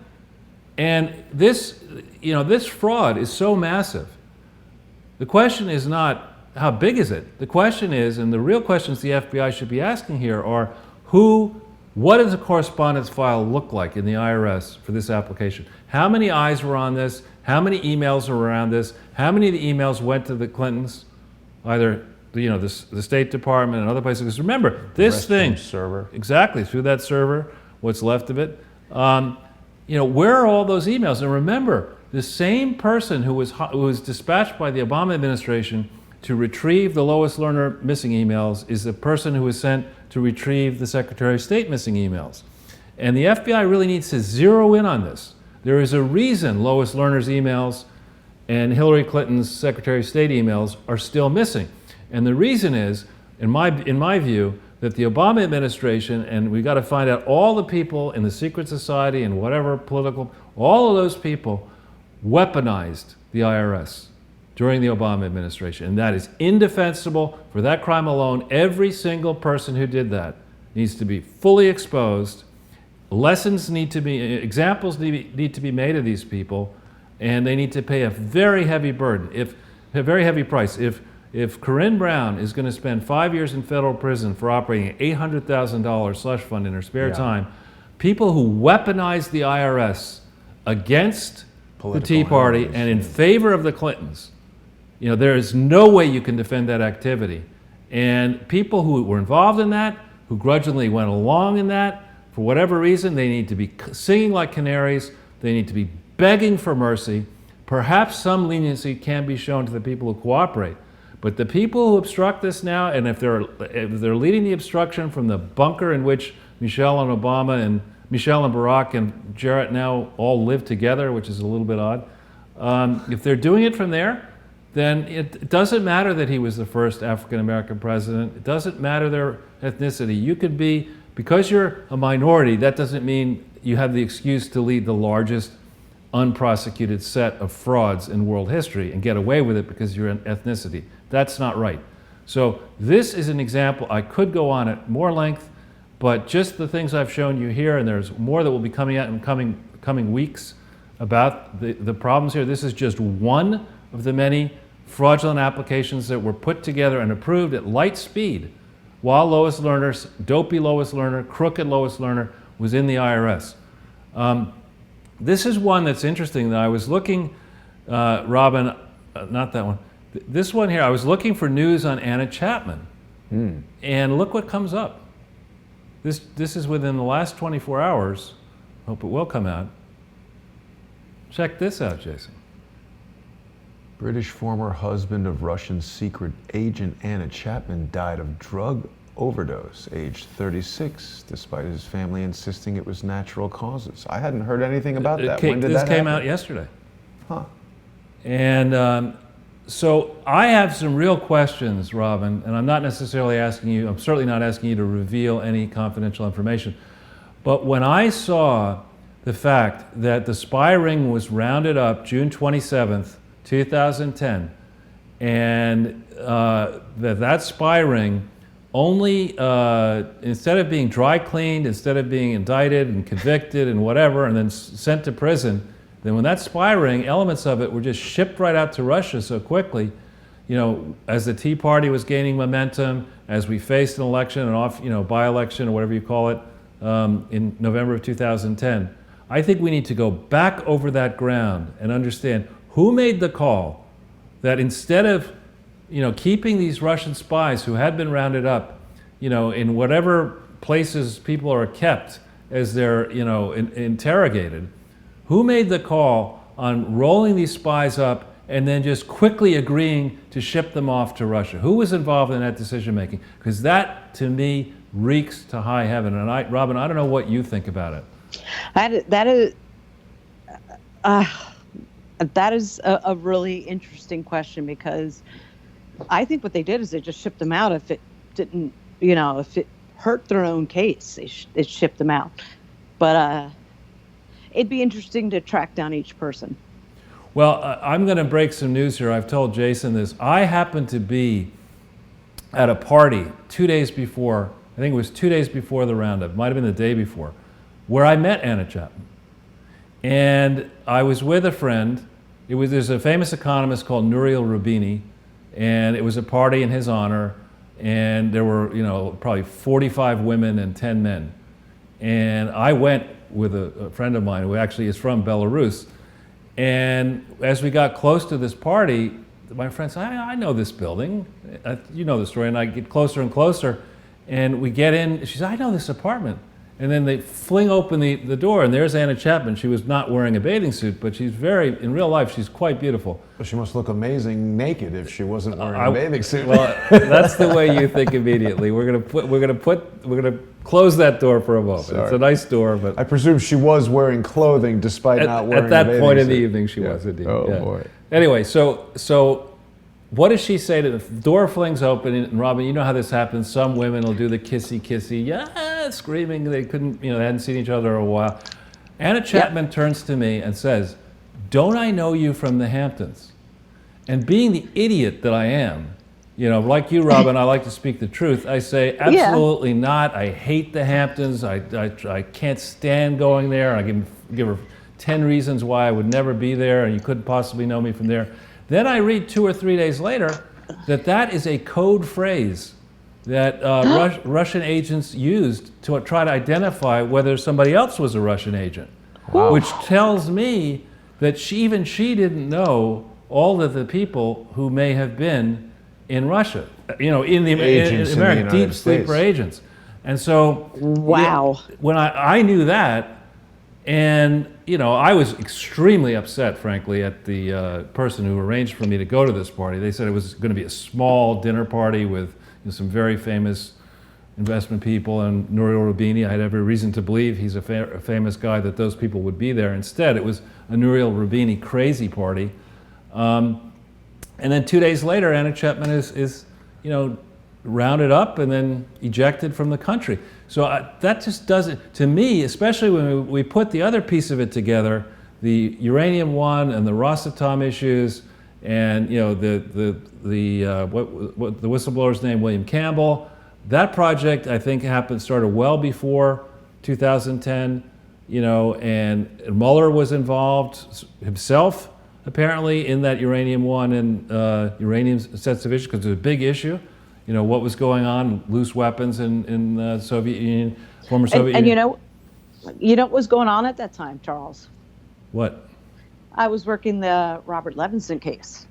Remind me, who is Robert Levinson again? He is the FBI agent, retired. He went over to Iran and met with Dawood Salahuddin in 2009 and was taken by the Iranians. He used to work Eurasian organized crime. With McCabe. And yeah. And, and you're talking about a bunch of Russian spies at this time with uranium one and this and that. There's part of some people saying to me that I was targeted because I was impeding the Iranian deal. And some people say I was with uranium one. And I'm like, where'd that come from? But right. See, as you bring it up, now I'm starting to think of it. Yeah, so I think, and I don't know how the FBI works, you know, maybe in the FBI each investigation is separate and there's not somebody with the time who can look at all this and put it all together, but the way I look at this is very simple.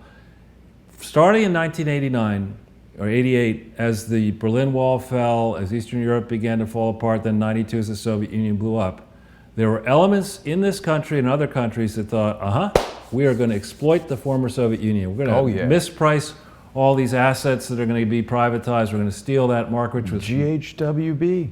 Very much involved in all that. And that process went along. There, you know, good Russians and bad Russians. And as a guest, there have been a lot of crooked deals involving exploiting, you know, Russian infrastructure, Russian assets that Western people and Russians have capitalized on. And there's mixed loyalties.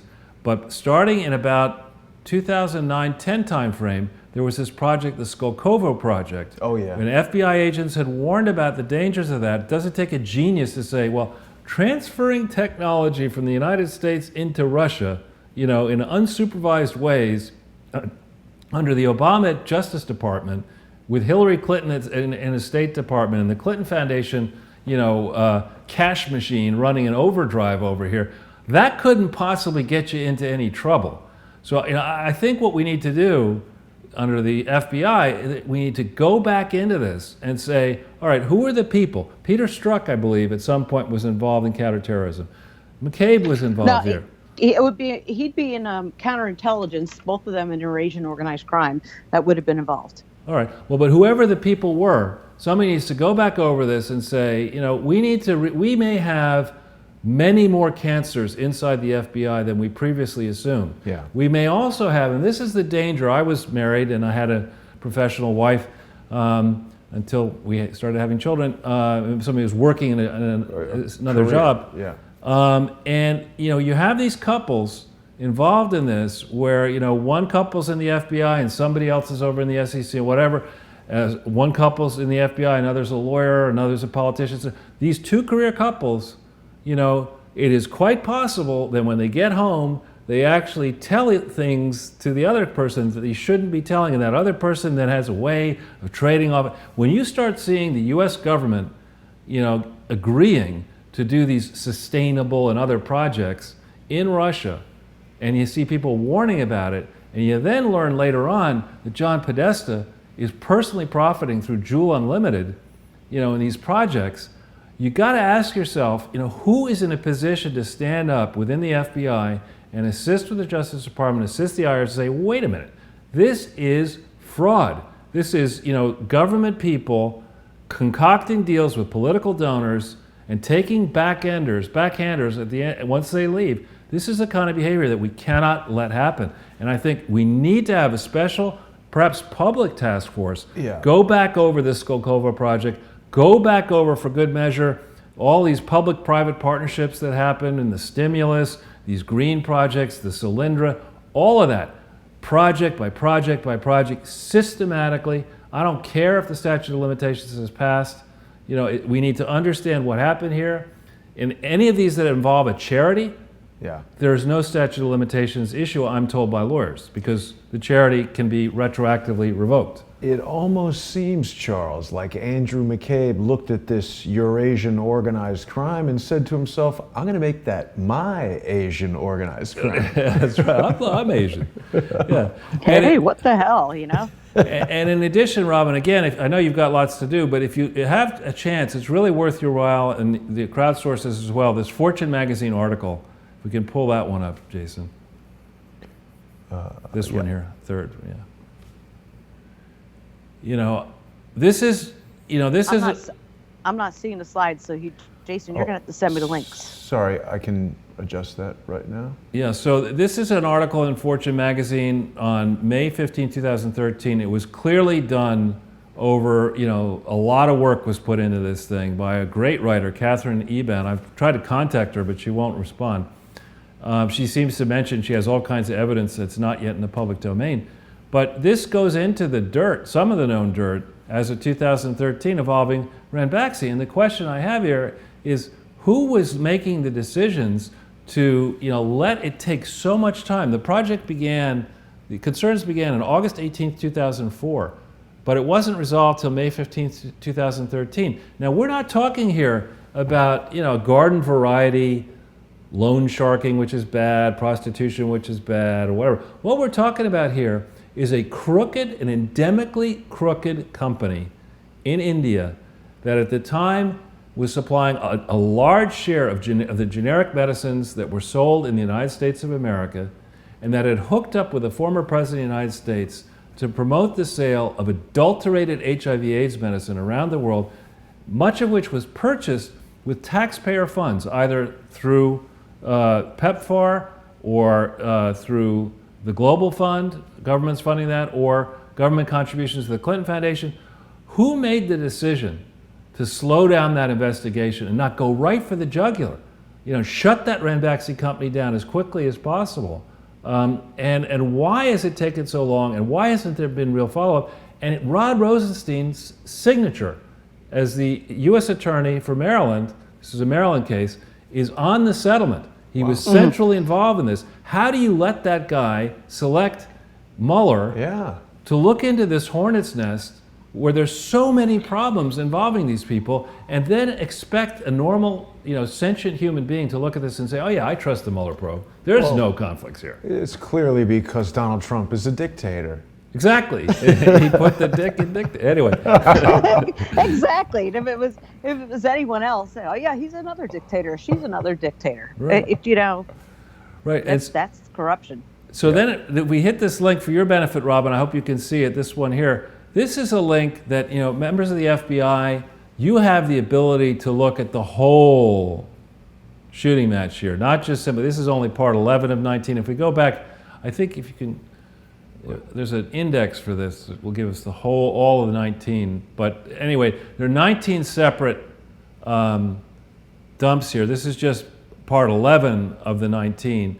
Members of the FBI, you have the ability, senior members, Christopher Wray, people, here we go. 19 different things. The first one is a summary of this part 1, if we could hit that one, Jason. This is a summary of this investigation into the email. It's redacted, but it says here, look, on July 10th, 2015, the Federal Bureau of Investigation initiated a full investigation based upon a referral received from the U.S. Intelligence Community Inspector General, submitted in accordance with Section 811C of the Intelligence Authorization Act of 1995, and dated July 6, 2015. Regarding what, Jason? Was it potential unauthorized transmission and storage of classified information on a personal email server of former Secretary of State Hillary Clinton in her commode? Right, here, right? So the point here is that, the number of times in politics, I would argue people like to say, I looked at it through a political lens. We start talking about illegal. I'm looking at it through a political lens. You mean you're looking at it through the liar's lens, okay? You're not allowed, I don't think, you shouldn't be allowed to go out and solicit hundreds of millions of dollars for primary campaigns and general election campaigns and have all of your surrogates go around blasting the thesis that, oh no, there's no investigation here, it's a matter. It's a straight up lie. It's a straight up lie. And since July 10th, 2015, full investigation based upon a referral. There's a long record here that the FBI must have the ability to pull up and look at. And then the FBI should be looking at the number of different times that Hillary Clinton and her surrogates and her husband and others that went out and said the lie that this was a normal security review. They called it the, quote, mid-year exam, right? That's the name they came up with it for. Yeah. And how many What was the name? Mid-year exam. How many departures? Yeah. What's up with that? How many departures from practice occurred when this decision was made on July 10th, 2015? I know nothing about the FBI, but I will make an educated guess that to initiate a, quote, full investigation, there is a file. And I don't think that file has been bleach bit, right? So there is a file. Oh, yeah, there is. Right? A full. There's usually a preliminary first and then a full. Sometimes you can justify a full right off the bat, but yeah, there's a file. Right, and that file will include the report from the ICIG, okay? We should see that report. Donald Trump should see that report. Days away from the Horowitz report, yeah? Huh? This report from Inspector General Horowitz should be days away. Right, and this is a thing that, it's just... No. I think it actually was released. The Inspector General for the intelligence community was then retaliated against and targeted and ended up leaving. Right, well, we need to know this whole history here. I think the American people, this idea... He's in D.C., he's in private practice, and he came out as a whistleblower. What's his name? I can't remember. I'll have to send it to you. But he came out as a whistleblower. He said, he actually went through and said there are classification issues, and he was in where I worked because I was going to go to him about my stuff, and he got marginalized, him and his deputy, and then was pushed out by the last administration, not this one. Well, this needs to come forward and see the light of day. I am not of the school of thought that we ought to have excessive classification, that we ought to have that we can't see this stuff because it's potentially too damaging. Bullshit, right? We pay big money for this. We pay $6 trillion a year all in for government in the United States of America. Mega bucks. And how many different times did you, Robyn, did you, Jason, hear, and did viewers hear, oh, this doesn't matter, right? And so we know by July 10th, 2015, what was happening. McCabe's wife was running for state senate, and Terry McAuliffe was giving money, and it's more money. Over $1 million. It's over $1 million. We got that from our buddy Kevin O'Rourke. It's, people have been saying 700,000. No, it's over $1 million that we know about so far. So something happened. The word went out. By August of 2015, we know that Perkins Coie entered into an illegal agreement, in my view. I'm not a lawyer, but an illegal agreement. Illegal agreement. Illegal agreement to basically give control of the primary rigging process to the Clinton campaign. And then Bernie Sanders said, oh, I'll go along with this charade. What do I care? I think Bernie was pressured. I think he was influenced and was sort of given no choice. But it is funny to note that even when they're given control of the rigging, they still lose. I know. But anyway, it's actually, the version that's up here is like 32 pages, and the last 15 are footnotes that you can't read. This stuff needs to be declassified, Mr. President, if it can be. And it needs to be circulated far and wide, and a timeline needs to be explained of how the Democrats rigged the primaries to make it virtually impossible for Hillary to lose. She nearly lost, actually. There were moments in there where if the truth had come out about, we'll get into that in a second, but if the truth had come out, Bernie may well have beaten her in the primaries. And as I said many times before, if Bernie had been the nominee, the standard bearer, I would never have voted for him, but he would have won. I would have voted for him. But I'm glad now that I didn't, because we've learned things. He was controlled. I mean, Bernie Sanders as a man, I still respect what he was trying to do. I'm firmly convinced that when they cut to him, and I think it was his wife sitting there at the primary and he was crying, everyone was like, oh, that's so sweet, he's crying about his brother. I don't think so. I think you were looking at a man who's dedicated his life to the U.S. government, who came to the realization that... Yeah. Now, one thing here, just while we got this page, you see this, if we could hit, Jason, recently added. Crowdsourcers need to check every day this recently added. And this is where you'll see, the most recent stuff coming out. And it's just a useful discipline. Get into this once a day. The FBI seems to have a pattern of dropping at odd times. What's up with Stanley Kubrick? I'm not sure. Let's not get into that now, though. But this is something to look at in your leisure. And it's something to keep on top of, because the FBI seems to be wanting to get information out to us to consider, and we in the crowd, have a lot of resources to study these details in depth. Wow, stuff about Lansdale on January. Oh, that must be from the JFK release. There's a lot of good stuff here. Yeah, Joe. but let's look at this at another time, just because I just want to make sure. The ICIG was Charles McCullough. Right. I sent it to you guys. Yeah, he is in he's in DC. He's in private practice. His specific interest is to look at why people's security clearances were pulled from them when they were under OPR or what have you, which happened to me. And he also was the one that discussed his concern about what were in the emails on the server and the implications of them. Good. How do you? It's not spelled like Terry McAuliffe, is it? It's COLLOUGH. I just sent it to Jason. McCullough. McCullough. Yeah, there we go. So we can go back into the slides then, and let's see. Now, this show, the Wikipedia, which may or may not be correct, if we go down a little bit here on the right, this suggests that he was made Deputy Director of the Federal Bureau of Investigation. He was in office February 1st, 2016. Okay? That is 5 days after the senior State Department employee walked into the Washington field office and said, hey, I sent a whole bunch of stuff, incriminating evidence to Brother Comey. Yeah. And I asked for somebody to respond, and nobody would respond and confirm that you got this information. I want to go into a skiff, and I want to tell you what I know about mishandling of classified information involving Hillary Clinton and I believe also Uma Abedi. And, that report was buried.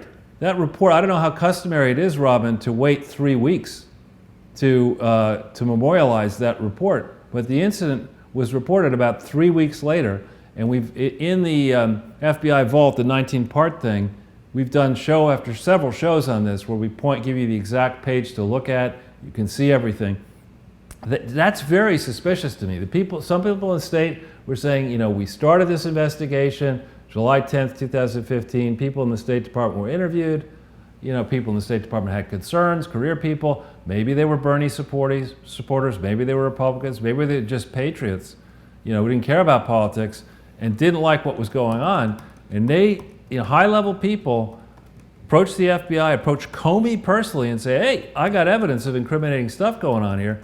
And then you put McCabe in, and then Comey and McCabe bury this or attempt to bury it. That better be in the IG Horowitz's report, that timeline. I'm going to be focused on that very carefully to see what he found, what he describes about this process. Who was that person in the State Department? Yeah, I want to know too. So we can go then to the next and final page, and we're trying to keep it quick. I don't know how well we're going to succeed. But there's a law professor, we don't need to hit the link. There's a law professor who's basically saying that what McCabe did and the way he did it may actually create additional burdens for Comey. And I think that's true. Yeah. I think it's definitely true. I think that, the way in which Dopey James Comey, left and then conveyed information, leaked information to a friend who then in theory, all that stuff reeks. He's got like, I don't know, he's tweeting his Christmas tree. It's like, why doesn't he shut up and go away? Well, he's trying to sell books at this point. That's crazy too. And I think, again, under this theory, I think that what Comey has done here, unless he can say, look, all along I'm the secret person who's been trying to bring the Clintons to justice, and I've been, I don't know, in some ways maneuvered into this place, I'm actually the hero. I don't think any of that is believable. And I don't think criminals should be allowed to make multi-million-dollar amounts off books about their crime. I just don't think that's right. Yeah. And I don't. It's not like this is the only problem that we have with James Comey. Right. We have the Clinton Foundation problem. We have, going back to that, the Whitewater problems. We've got a lot of problems with this man. I think he looks funny. He says, "Oh Lordy." I don't worry about that too much. But, yeah. All right, but going forward, again, we don't need to put this link up here, but I think we're past a point where it must be obvious to everyone that a second special counsel has got to be named, but not simply to look at the investigation by Robert Mueller. We've got to look into this long pattern and practice of public corruption and fraud tied to a foundation, the Clinton Foundation and other foundations, and we should actually go way back. We should probably go all the way back to 1988. It shouldn't be election after election after election. We should look at the ways in which these foundations have been used as slush funds by former presidents, by aspiring presidents. We should look at the many questionable things here that touch actors on the Mueller investigation. We should look at the Enron and other for-profit investigations. That's got Bush written all over it. We should look at the settlements that were wrested against the big banks and how portions of those were channeled to politically connected and active charities. We got to look at all that. We certainly have to look. I don't think there's a position in this country that is demigod. And I think that, honestly, looking at former CIA Chief John Brennan, I do not understand how this person ever got a security clearance. I don't get it.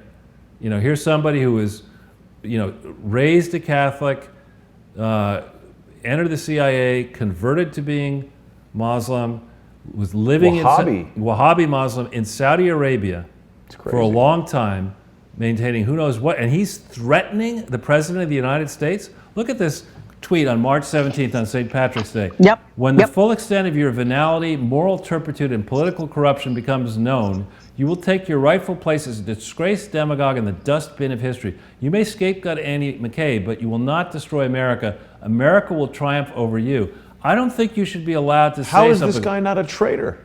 He is a traitor. I think I responded to him, and then I responded to Samantha Powers, who said, "You don't want to piss off." That's coming next. John Brennan. That's coming next. Girl, calm down, because you don't want to piss me off. Exactly. Robyn, please run for president. Yeah, there you go. That's right. No, I tell the truth too much, man. People can't handle it. Maybe after Trump, they'll be able to handle it. Exactly. Robyn Gritz, 2024, she will crack the glass ceiling. Yep. That's right. I need someone in between, too. Right. So if we go back into the slides here, you stole my thunder here. Here's some tweets from Samantha Power. And if you go down a ways a little bit, there's some stupid ones as usual, but you go down a little bit here, and you'll see that piss me off. You don't want to piss. Keep going.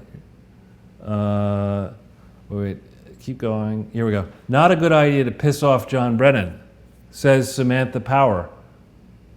I really want to understand exactly how all this unmasking happened, exactly how Samantha Power's name was invoked, how many secrets members of the Obama administration walked out the door with, as Hillary Clinton. Hillary Clinton was operating the Secretary of State Department, the State Department, from secret servers while she had secret offices at the Clinton Foundation in New York and elsewhere. And who maintained custody and control of all these records?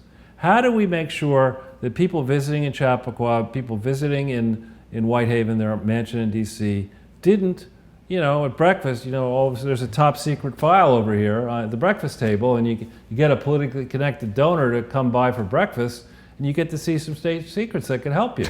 you know, if you put money over here in the Clinton Foundation slot here. I mean, it's just this idea that the head of the CIA, you know, should be somebody who can threaten anybody, particularly after they've left office. You know, I want to understand what John Brennan was doing in the private security firm he ran, you know, before he was brought back into government. I want to understand why he was so close to Barack Obama. I want to understand how he got a security clearance. Here's the other thing is not only did Samantha Power say that, but then Eric Holder puts out he's calling for another a knife idiot. fight. You're killing me. You're killing me, Robyn. I'm sorry. and you can blame Chris Paranto, because he comes back with, I'm your huckleberry at Eric Holder. Name the place and when. Bring a lunch. Yeah, my vote is with Chris Paranto over either of those two guys. Right.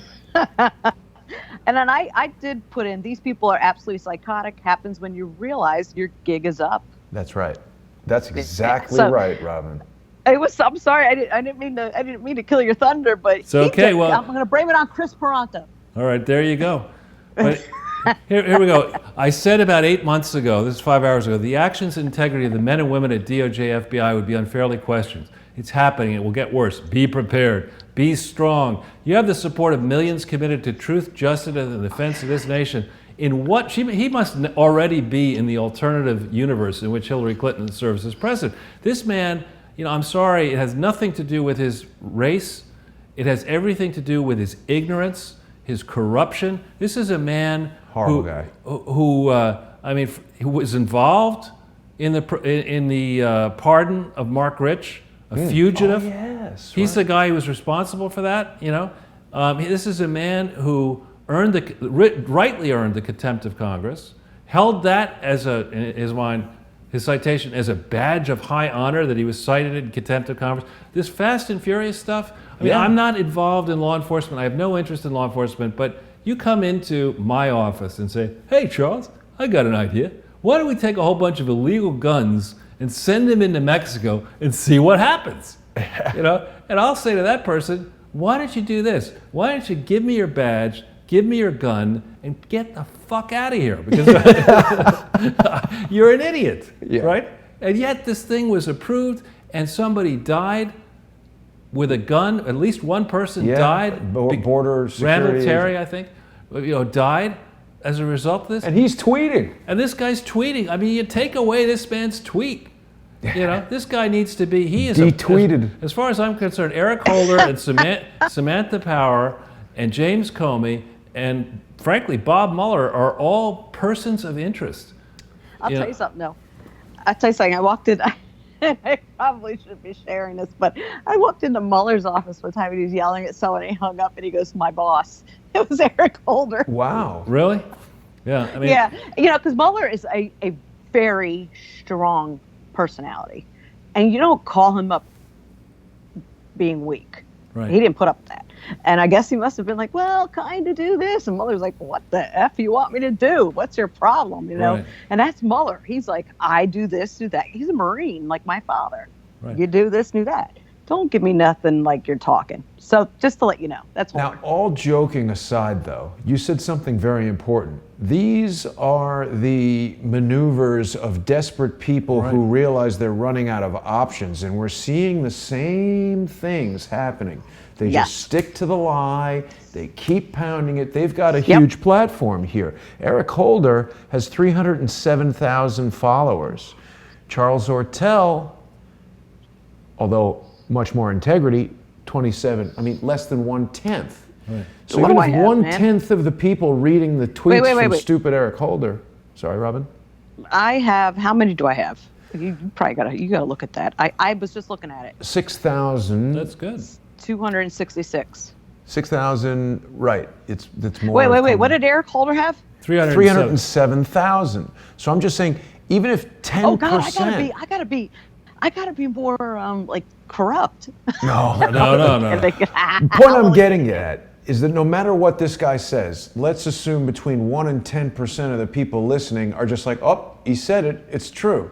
That's how their methodology works. Well, if you could go back to mine for a second, Jason, you'll like this. Both of you will like this. And crowdsourcers, here, I seldom ask you to do anything.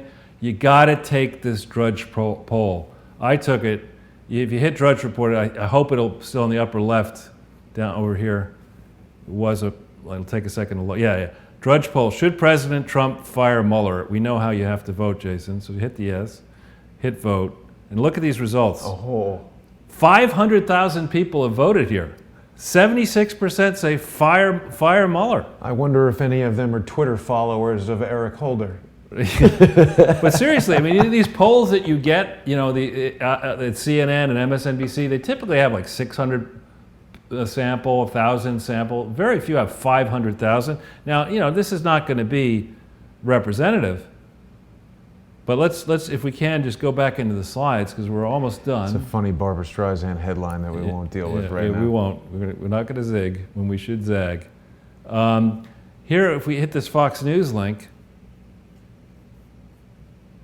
you know, I guess we're not limited because we're not on live TV. I call mega bullshit on the reports about this chance meeting at the tarmac. Oh yeah. And more of that, I call mega BS, and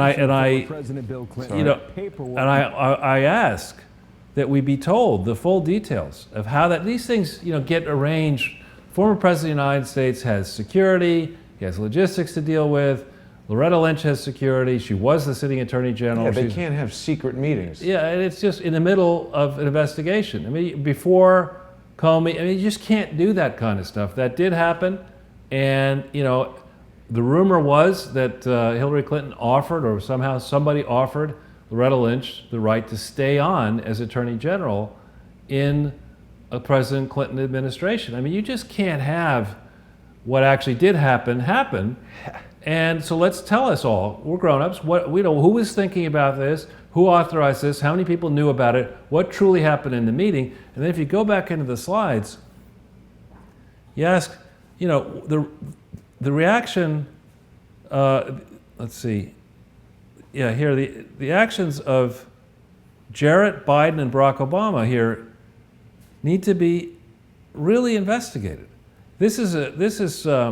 Obama apparently is going to he's going to be in New Zealand too, in Australia. I don't know when he leaves. When? Monday. Wow. Right? Now, the problem with this, you know, I've warned, Harmon will be there. You're going to like this. I just got to share this because I was in New Zealand for an arrest. If they don't ask for an attorney before they get to the airport, they're not entitled to one. So what happens is the Kiwis will put them in a car and drive at like 200 miles per hour and block off every street. Get to the airport. So if you don't ask for an attorney until then, you don't got an airport. I mean, you don't have an attorney. Wow. Sorry, that was a cool thing though. I couldn't believe how fast they drove past me. But isn't Obama just a guy on vacation at this point? Why are we having a news article about that? Well, he's a former president, and you know, he's a war criminal, you know. Yeah. But the thing that's interesting to me about this is I had extensive discussions with one Obama Foundation trustee and with the general counsel, and I told him, listen, you can't do international activities for the Obama Foundation the way you're constructed. So strictly speaking, you know, obviously not listening to me, he's off going now to New Zealand, probably paid for with Obama Foundation funding, unless they've amended their Articles of Incorporation, which I'll check tomorrow. This is just bullshit. What about the $65 million from the book deal? Also needs to be disclosed in the Obama. He could be paying for the trip with that. Yeah, right. He'll pay for travel himself. I don't think so. It, yeah. That's not happening. No. And then here's an article by my editor, Mark Tapscott. It's really a great article, and I don't know if you've heard of this, Robyn, this Hackett and Company, but there's a new firm. It's not just Fusion GPS. There's a firm called Hackett and Company.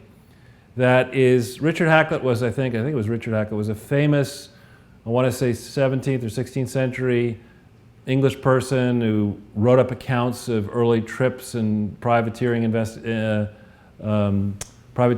voyages of famous English people. This is evoking, you know, that hoary heritage.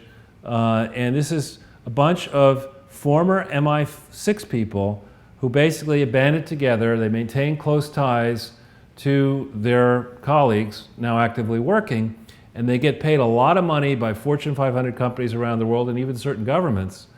And it turns out that Alexander Downer, in my view, the disgraced foreign minister of Australia, who illegally bound the government of Australia to a multi-year agreement with the Clinton Foundation to promote the fighting of HIV/AIDS beginning in February of 2006.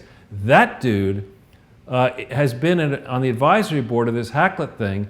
That's the dude who somehow contrived to run into this drunk George Papadopoulos at a wine bar in London. And this is the second pretext that the deep state has been trying to use as the reason why, well, even if there are problems with the Steele dossier, it's okay because we had another reason to do this. Well, the other reason also has links to this Hacklet firm who appears to be close. Members of the Hacklet firm contributed to Hillary Clinton's campaign is the substance of this article. So we're going to be hearing, thanks to Mark Tapscott, we're going to be hearing more and more about these suspicious links here. And quite frankly, I think there ought to be a ban on these private contracting. Opposition research Well, tied to security services. This idea that the way you do things is if the laws in America forbid you from spying in America on Americans, what you do is you hire a British firm or a New Zealand firm or an Australian firm or a Canadian firm to do that spying. And then nudge, nudge, wink, wink, you go to a private contractor's conference room and there's a report on the conference room table and nobody says you can't look at it, so you look at it and you see the stuff that you couldn't get. And then with that information, you then do what may have happened to Carter Page. You go back and get Carter Page. You're describing a very interesting phenomenon because what it also does is, these people are operating under the laws of a different country where whatever it is that they've done may be legal or not specifically illegal. And I have a feeling there's a lot of these companies that we just don't know about that are operating within the United States and in Canada and England and all these other countries, because everything that's being described here is the exact technique that the opponents of Crowdsource the Truth are using. Someone makes up a lie, puts it on 4chan, someone else reports on it and says, I'm just reporting on information that somebody else put on the internet. This can't possibly be legal. There's got to be a clever lawyer who can figure out how that's slander. Well, one has to make an issue of this. This is past time. I remember, in the very beginning, Chuck Schumer, the rat catcher, when Donald Trump was making comments that rat on rat violence. Right, exactly, rat squared violence. When Chuck E. Cheese Schumer was warning Donald Trump that you don't piss off the deep state, right? That's just, there's not four branches of government here, right? And we can't get into this idea that we'll have, whether it's the FBI, CIA, you name it, we'll have these career people who can get a pension. In the private sector, you can't get a pension easily today after a short period of time. You can't do it, and you certainly don't get one that pays out anything to you until you're at least in your 60s, right? It's very expensive in the private sector, in the real world where you pay for things. To offer somebody who starts at 18 a pension when they retire at 38, let's say, after 20 years, they start getting money at age 40. Well, I mean, unless you're a cop or something like that. Well, I'm just saying it's very expensive in the private sector to do that. Yeah. And so this needs to be regulated. The notion that these people who serve us well, could have the ability through technology to scoop into your personal life, know all kinds of competitive secrets, and then through their wives, through their friends or whatever, sell that information or arrange for that information to be conveyed to a billionaire or somebody who's prepared to act on it illegally, and there's no regulation of any of that, is rubbish. That needs to stop. It needs to be fully exposed. And Mark Tapscott's done a great job here. It's a great, great first step. Finally, in the shameless promoting of my own work, this is a recent article down here that I did that is starting down a path here of exposing not simply the problems at the IRS level, but in state filings. And we don't have enough time, and the public doesn't likely have enough interest in all of the problems that are out there in the filings of the Clinton Foundation. But we're going to get into that this coming week. There are epic defects, uncured defects in these filings. The Clintons are now under immense time pressure. They face deadlines, looming deadlines on May 15th to seek federal tax exemptions. If you lie in the application for an extension, you're in even more trouble. Lying is the family principle. Obstruction of justice is the other one. But comes a point where you might say, this isn't helping too much, and this Trump dude, he's kind of persistent. So this is something to read at your leisure. I said on actually I think it was before the news on McCabe went out, I tweeted out TikTok, big stuff is coming. I know of more big stuff coming. And, and I think this is going to be a crucial week and month ahead. The Crowdsource people have been enormously helpful to this cause, circulating this information, raising the profile, forcing people to pay attention. Thank you, Jason, for doing all the work that you've done. Thank you, Robyn. Thank you. So sorry for the problems, recent problems. I think it worked out better for me. And I want to say something, Charles. Don't call it a shameless plug or something extra. What you're doing is not being done by anyone else. It's not. And as an agent, as a 20-year law enforcement veteran, 16 years in the FBI, you have opened my eyes to some really scary stuff that's going on out there. And thank you for doing all this hard work and putting yourself on the line and putting yourself out there. And it's a thankless job, but thank you. Oh, it's my great pleasure and honor. I think this is a project that has to be a team effort of a lot of people, and it's working because it is a team effort of a lot of people.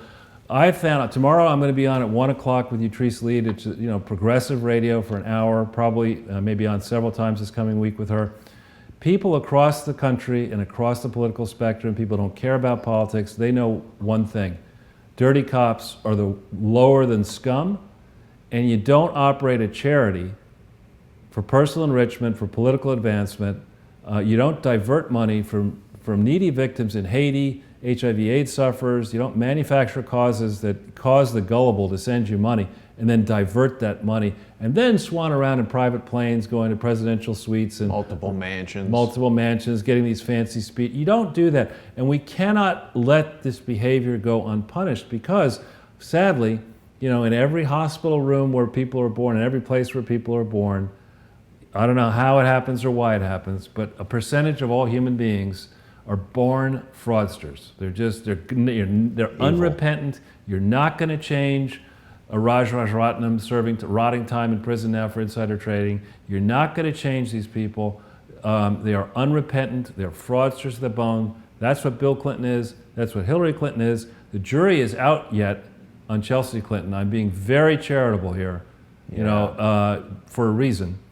And we'll wait and see whether she passionately defends her parents.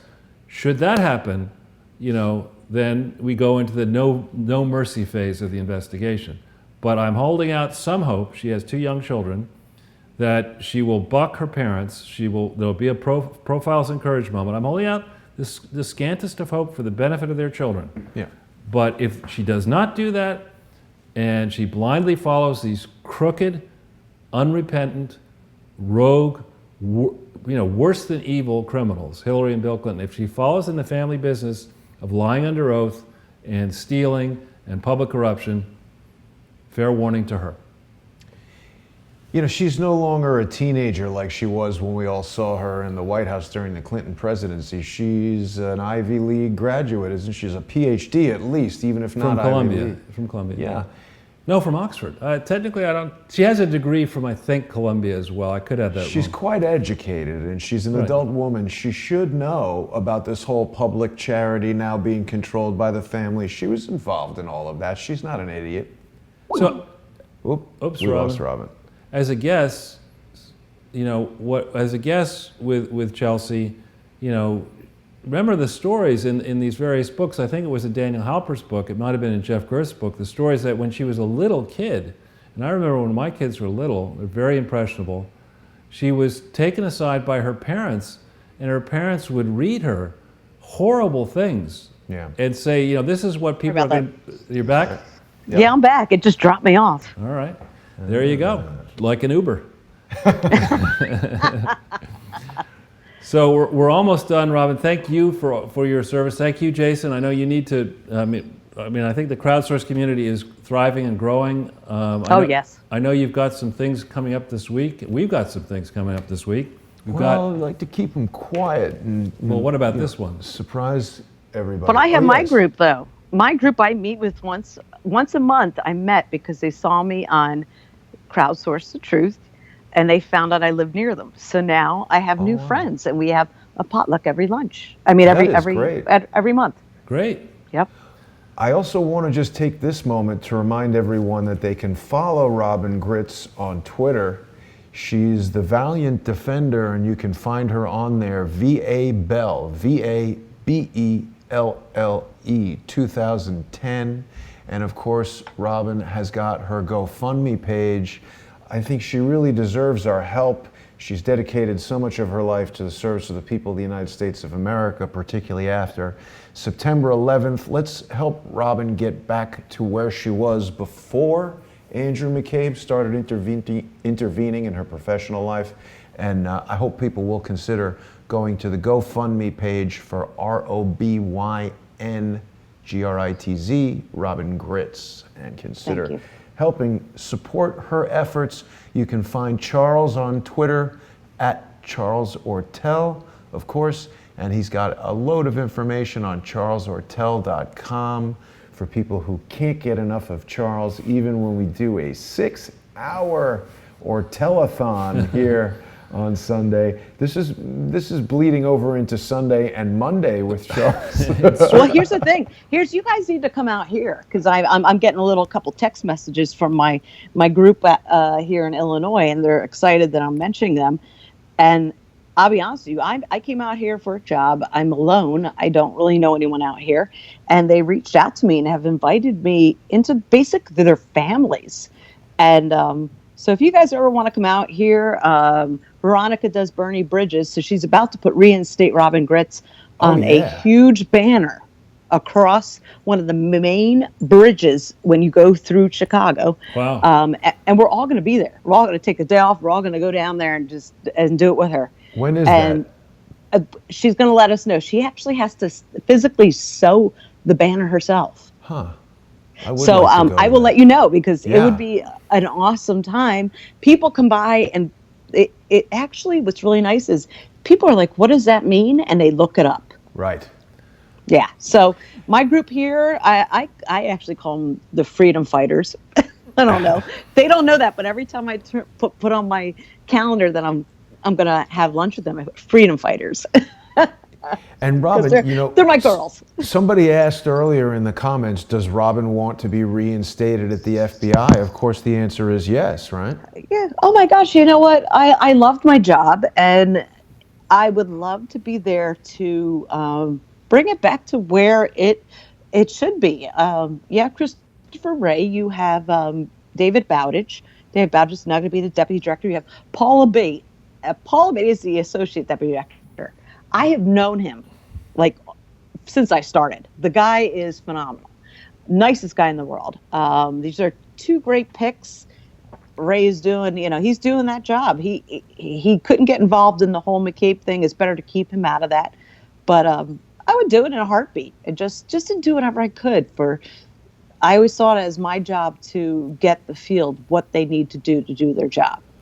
Robyn, so yes, I would take it. And I've got one other question for you. This is maybe a selfless or shameful whatever, but there is someone that we've identified who does in fact seem to be engaging in criminal activity, who's trying to convince people that I have been employed by the FBI. To your knowledge, have I ever worked for the FBI?